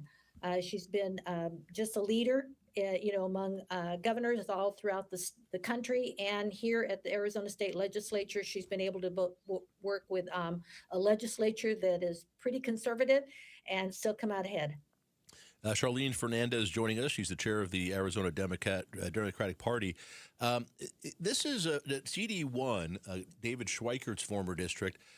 We don't know who's running as a Democrat yet. We have Jay Feely, who's been projected to be the Republican nominee. I was curious, were you involved with the Democratic Congressional Committee that came in and endorsed Marlene Galan Woods before the primary? It just seemed odd to me to have the big money and the party come in and make that much of a commitment to somebody during a primary. Was that something that the state party was involved in? No, that was on the national level. That was definitely not the state party. That just seems so potentially detrimental to me. Obviously, they saw something where they thought Marlene might be more successful in the general election. But the numbers we're seeing right now, Amish Shah has a bit of a lead over Marlene Galan Woods. Obviously, very early still, and we're not projecting anything. But how does the party come together and unify in District 1, which is a seat that the Democrats really do need to take control of the House? How does a party come together after something like that with so much negative campaigning? Well, I think we all understand that we have to come together. This is too important, far too important, that we have to send another Democrat, to Congress. Our promise was to send at least 2 more here in Arizona to make sure we put those guardrails up and that we can stop this war that's happening in this country right now and everything else that is bypassing our Congress. And what is for Arizona? It's been so interesting here over the last 10 years. A pretty red state. Really, the statewide races won by Republicans. Not all the time, but the vast majority of elections won by Republicans until about 10 years ago. And now 2 Democratic senators, Democratic governor, Secretary of State, Attorney General, really changed quite a bit. Some would argue that was less because of the Democrats and more because Republicans put such extreme candidates up against them. First, is that something you're seeing again? Are we mirroring 2022 again here in 2026 with Andy Biggs and Alex Collin running as Secretary of State? Are we getting the same election deniers and conspiracists on the Republican Party? Do you see it as a mirror image from 4 years ago? Barry, I don't really focus on what the election deniers and everyone else that has come out of the woodwork saying that, our elections aren't secure and free and all of that. We just have had our nose to the grindstone, talking to the people, the voters, knocking on doors, registering more Democrats here in Arizona and talking to our independents. And, that speaks for itself. And the chair of the Democratic Arizona Party is with us, Charlene Fernandez on KTAR. And then the second part of my question is, what's the motto, I guess, of Arizona Democrats? What's it say on the hat? Trump's got the "Make America Great Again." It says, I guess we know what that means. But what is the motto of the Democrats this cycle? And how do we get the independents? How do the Democrats come in and say we want everybody voting for Democrats this year? What's the motto? Absolutely, to make Arizona more affordable for our young families, for our seniors, for our young people coming out of college, and making sure that education is there on every level. We see, schools that are closing here in Arizona. We want to make sure that schools have the resources that they need to educate our kids. And when our kids are ready for college, that college is still affordable. We understand that there are people that can't afford to drive their car because, $5 a gallon is just way too much. I see it right here in Phoenix, but I also see it in rural areas where we don't have mass transit. And healthcare is just a whole other, story. So we hear it from the people that we're talking to as we go out into the communities. And so our message and our motto is make Arizona affordable again. Does the Arizona Democratic Party have the funding in place to assist financially with the races now, or do the statewide offices really are they kind of on their own with fundraising? We're all pitching in. Everyone is doing a great job of fundraising. The state party, our individual candidates, while they're out there telling their story, people are investing in the Democratic Party and our Democratic candidates. And for the Democrats, is there an opportunity or is there a strategy in place where Democrats could take the majority in either or both of the state houses. Is that something that's possible this year? Because it seems like for most election cycles, it's not even a possibility. Is it something that could happen? That's the goal, Barry. That is the goal. That's what we've been working toward for many years. And, we're trying again, and we're working really hard to get there. All right. And then Governor Hobbs, obviously a Democrat, does she speak with you or others in the party about who's going to be the lieutenant governor choice? Is that obviously that's her choice, but is that something she's consulting? That's her choice.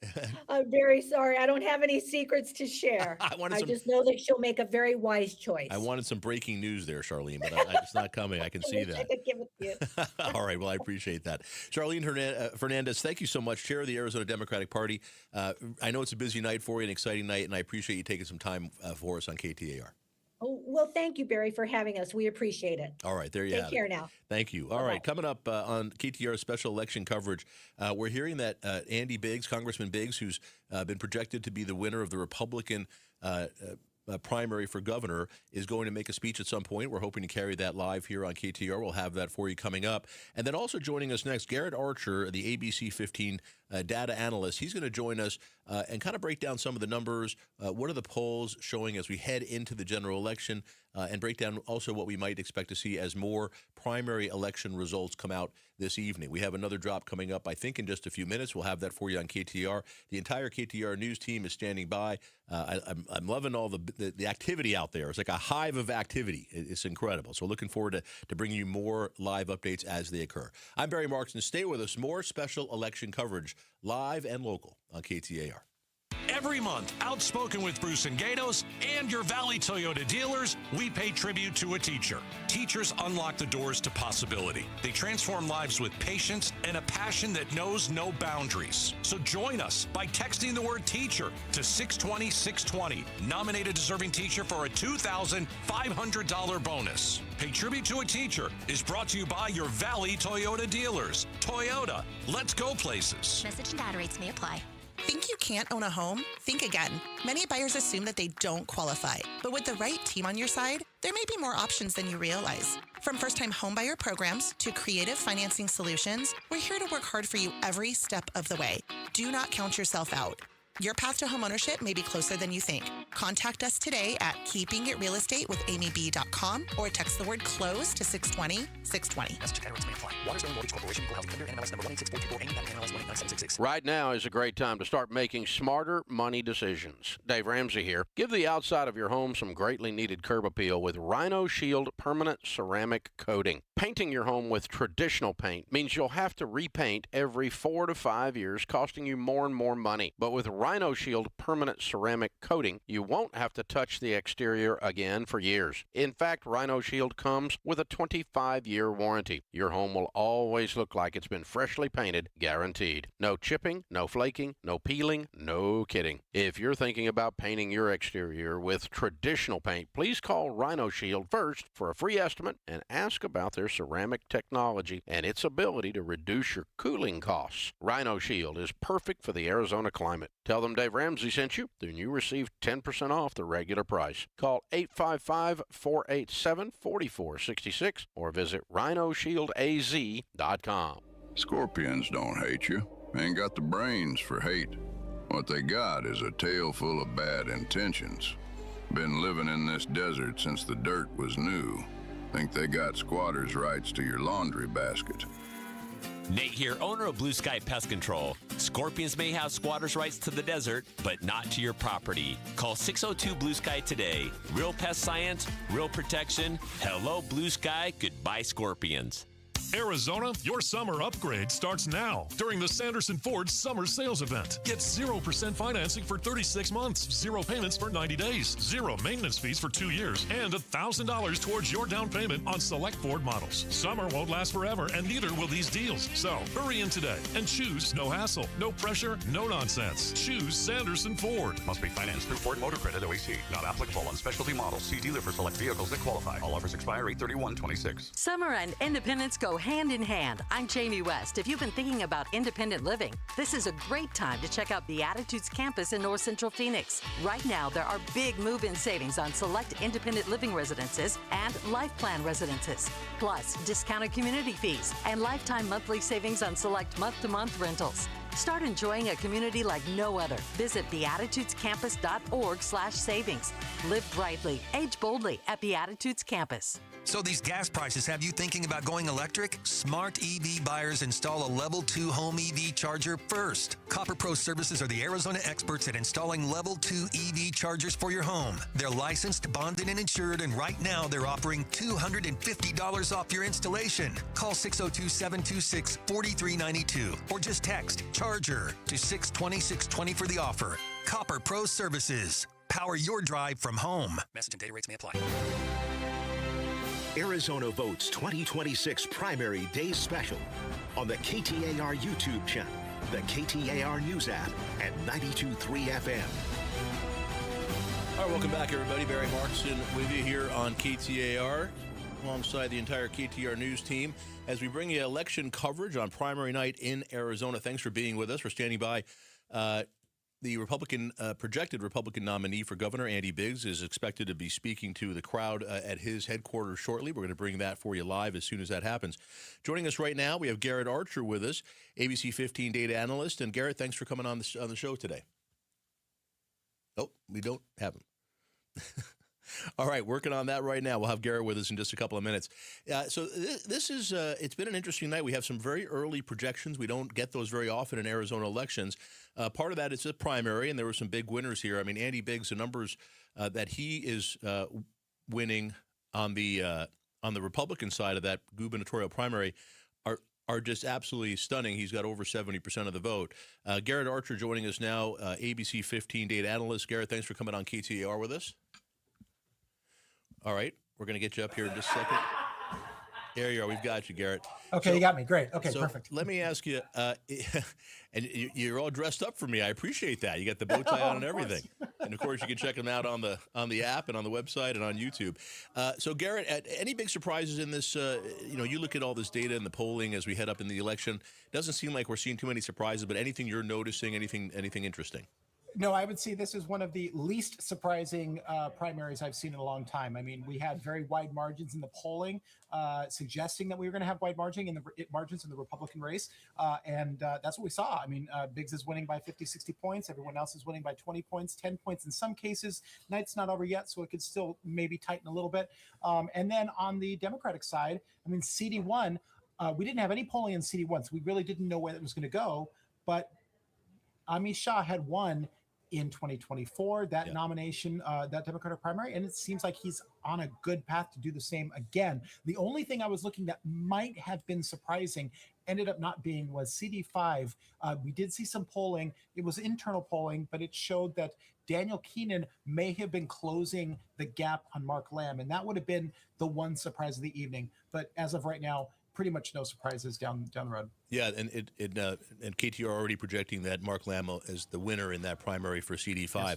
Yes. And then, of course, in CD1, you just mentioned Amish Shah and Marlene Galan Woods, the front runners for the Democratic Party. They're in the latest numbers out right now. No projection here, but on the votes that are tallied so far, Amish Shah up by about 10 points, 42% to 32%, as votes continue to be tabulated. So talk to us a little bit, Garrett, about as we head towards the general election. I mean, this just seems to have a lot of similarities to what we saw in 2022. Some very conservative Republican nominees, Trump endorsed or supported candidates, and also in many cases election deniers, people who were very, very involved in saying that the 2020 election, the 2022 election were stolen or rigged or anything else. It feels like a replay of the Kerry Lake, Mark Fincham kind of era 4 years ago. Do you see that? Yeah, I would say that I see a lot of similarities in 2022 with the type of candidates, as you just said. What is interesting and different about this time is that we're looking at pretty much the opposite when it comes to turnout. So 2022 was quite high when it came to turnout. Right now, the primary election is very low on turnout. I expect typically when we have low primary turnout, low general turnout also follows that. And so we could continue to see that. And if that happens, what's interesting is that used to benefit Republicans. Low turnout used to benefit Republican races. I don't know if that's the case anymore. We might be in a situation where low turnout benefits the Democratic race or the Democratic contests. And we were just talking about CD1 being one of the most important indicators of what happens in November. If that's the median House district in the country. So either party needs to capture that House district in order to win the House. I mean, it really comes down to it. So if Republicans win CD1, there's a good chance Republicans are maintaining the House, and vice versa with the Democrats.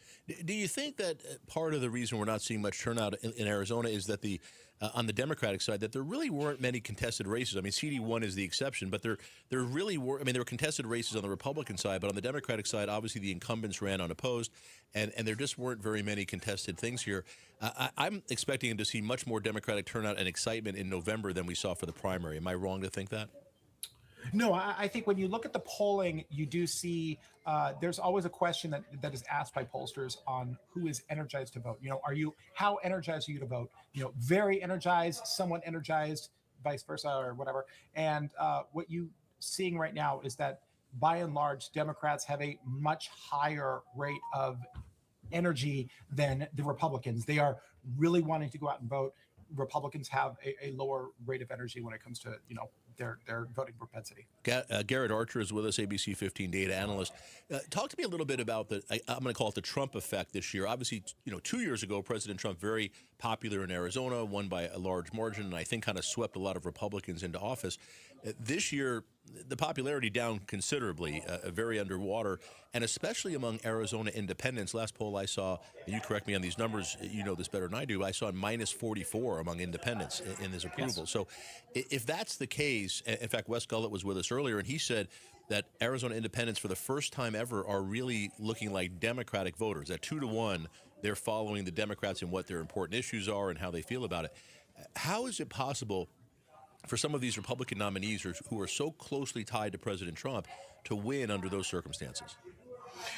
Again, it's going to be a question of turnout, right? So, again, every poll we're seeing is showing that, as you said, independents do have a stronger propensity towards the Democrat this year. Typically in Arizona, it's about a 10 to 15 point, 10 points usually to the Democrat. I mean, it is a, we are a Republican state, and, they have a tremendous Republican registration advantage. Yeah. So usually independents, they tend to be 10 points towards Democrats, but they could be as high as 20, 25 points this time. So really it's a question of how many independents turn out to vote. Right now, we're almost, if you've looked at the registration trends in the last 6 months, independents in Arizona are registering at just massive levels. Republicans are flat, Democrats are flat. So again, are those independents going to show up to vote? If they do, that could be a concern for some of the Republican nominees. If it's a low turnout election, especially among independents, then registration advantage, partisan registration advantage takes hold, and Republicans do well. It would certainly seem, if a lot of people are registering now as independents, that maybe there's folks who are starting to say, hey, I need to get a little more involved in this because I don't like how things are going. Maybe I'm wrong, but that maybe folks who aren't all that political are now getting more motivated. We'll find out. Garrett Archer with us, data analyst from ABC 15. Is there, when we look at some of the a little bit down ballot races statewide, when we look at Attorney General, we look at Secretary of State, is this something where you think it's going to be difficult for the Republican nominee to beat the incumbent, Adrian Fontes, Chris Mays, or are they going to be struggling with their record? I know for example, the two, whether it's Warren Peterson or Rodney Glassman, very critical of Chris Mays filing so many lawsuits against the Trump administration. Is that something that's going to carry forward, or do you think the incumbent's going to have a big advantage here? I mean, incumbency advantage is truly a thing. So, I mean, that is something that the Republicans will have to contend with. They are dealing with, Democrats that have been in office for 4 years, and they're going to try to make that, that record. That's going to be a part of the campaign. But, it's always, in many ways, it's always easier to have a two-person fight in an open race than it is when you're to go up against an incumbent. All right, Garrett Archer, thank you so much for joining us here on KTAR. Always appreciate your insights, Garrett, and I know it's a busy night for you, so thank you for taking a few minutes. Absolutely, Barry. All right, Garrett Archer, ABC 15 data analyst with us here on KTAR. All right, folks, as we're wrapping up the show today, we're hearing that Andy Biggs is not close to speaking. We were going to carry that. We may still have that for you later with some updates, but not coming up yet. Some quick roundup as we're getting towards the top of the hour. Andy Biggs has been projected to be the Republican nominee. It's not even close. He had, I think, over 72% of the Republican vote in that primary. He'll go up against Governor Hobbs. For Secretary of State, Alex Collin, he has been projected to win the Republican nomination there. He'll go up against Adrian Fontes there. We have not made a projection yet at Attorney General. It'll be Warren Peterson or Rodney Glassman. The latest numbers we're seeing show Warren Peterson with a sizable, about a 9-point lead. But again, that's early. We're not making a projection yet, and a lot of ballots still to be counted. We also don't have a projected winner yet in the Superintendent of Public Instruction race on the Republican side between Kimberly Yee and Tom Horn. We'll have more of that for you, I'm sure, by tomorrow morning with Arizona's Morning News and the Mike Broomhead Show. But we did have a couple of congressional races called in CD1. Jay Feely won the Republican nomination over Joe Chaplik. Feely was endorsed by President Trump. Chaplik endorsed by Turning Point USA, which was interesting. Two different organizations, usually supportive of each other, picking different candidates. But Feely won that race handily, going away. The nomination on the Democratic side in CD1 has not been decided yet, but Amit Shah, who is not the choice of national Democrats, appears to be leading in that race thus far. He's up by about 10 points in the latest count. Again, not projecting the winner there yet, but he has a substantial lead as the votes are still being counted. So continue to stay with us here on KTAR. We'll have updates for you as votes are released. And, of course, Arizona Morning News will have the latest updates and more, hopefully more projected winners of this primary first thing for you tomorrow starting at 5 o'clock. Let me thank everybody in the KTAR News Center that has been here and just hustling all day for you, bringing this to you live and local, starting with our program director, Martha Maurer, and of course, Joe Heisinger in here running everybody and everybody out there. I can't tell you, they're all here. Everybody's here. It's incredible. I feel like they're all here for me. So thank you all for being here and for all the work you do here at KTAR and for our community. This is what we do here at KTAR. We bring you all the news and everything you need here in Arizona and around the valley. I'm Barry Markson. Have a great night, everybody. It's KTAR. Have you opened your electric bill yet this summer? In Phoenix, electric bills can hit hard. And if your home has old windows and doors, it probably seems like you're paying enough to cool the entire neighborhood. That's why I recommend my friends at Window World. You see, replacing old windows is one of those smart upgrades that can actually help lower your power bill while making your home more comfortable during these brutal Arizona summers. And here's what I like about Window World. They keep it simple. No high-pressure sales tactics or confusing special discount. Just beautiful, energy-efficient windows, patio doors, and entry doors at a guaranteed low upfront price. And they come with a true lifetime warranty. Get started today at WindowWorldPhoenix.com. That's WindowWorldPhoenix.com. Window World, simply the best for definitely less. Joint pain is awful when you're the person who's fighting through it. But I'm betting you aren't the only ones affected by it. Maybe you love someone who struggles with joint pain. You see what they don't say, what they've slowly stopped doing. It's July. The days are long and hot. It's time to be in the pool, moving, living, and you're sitting it out.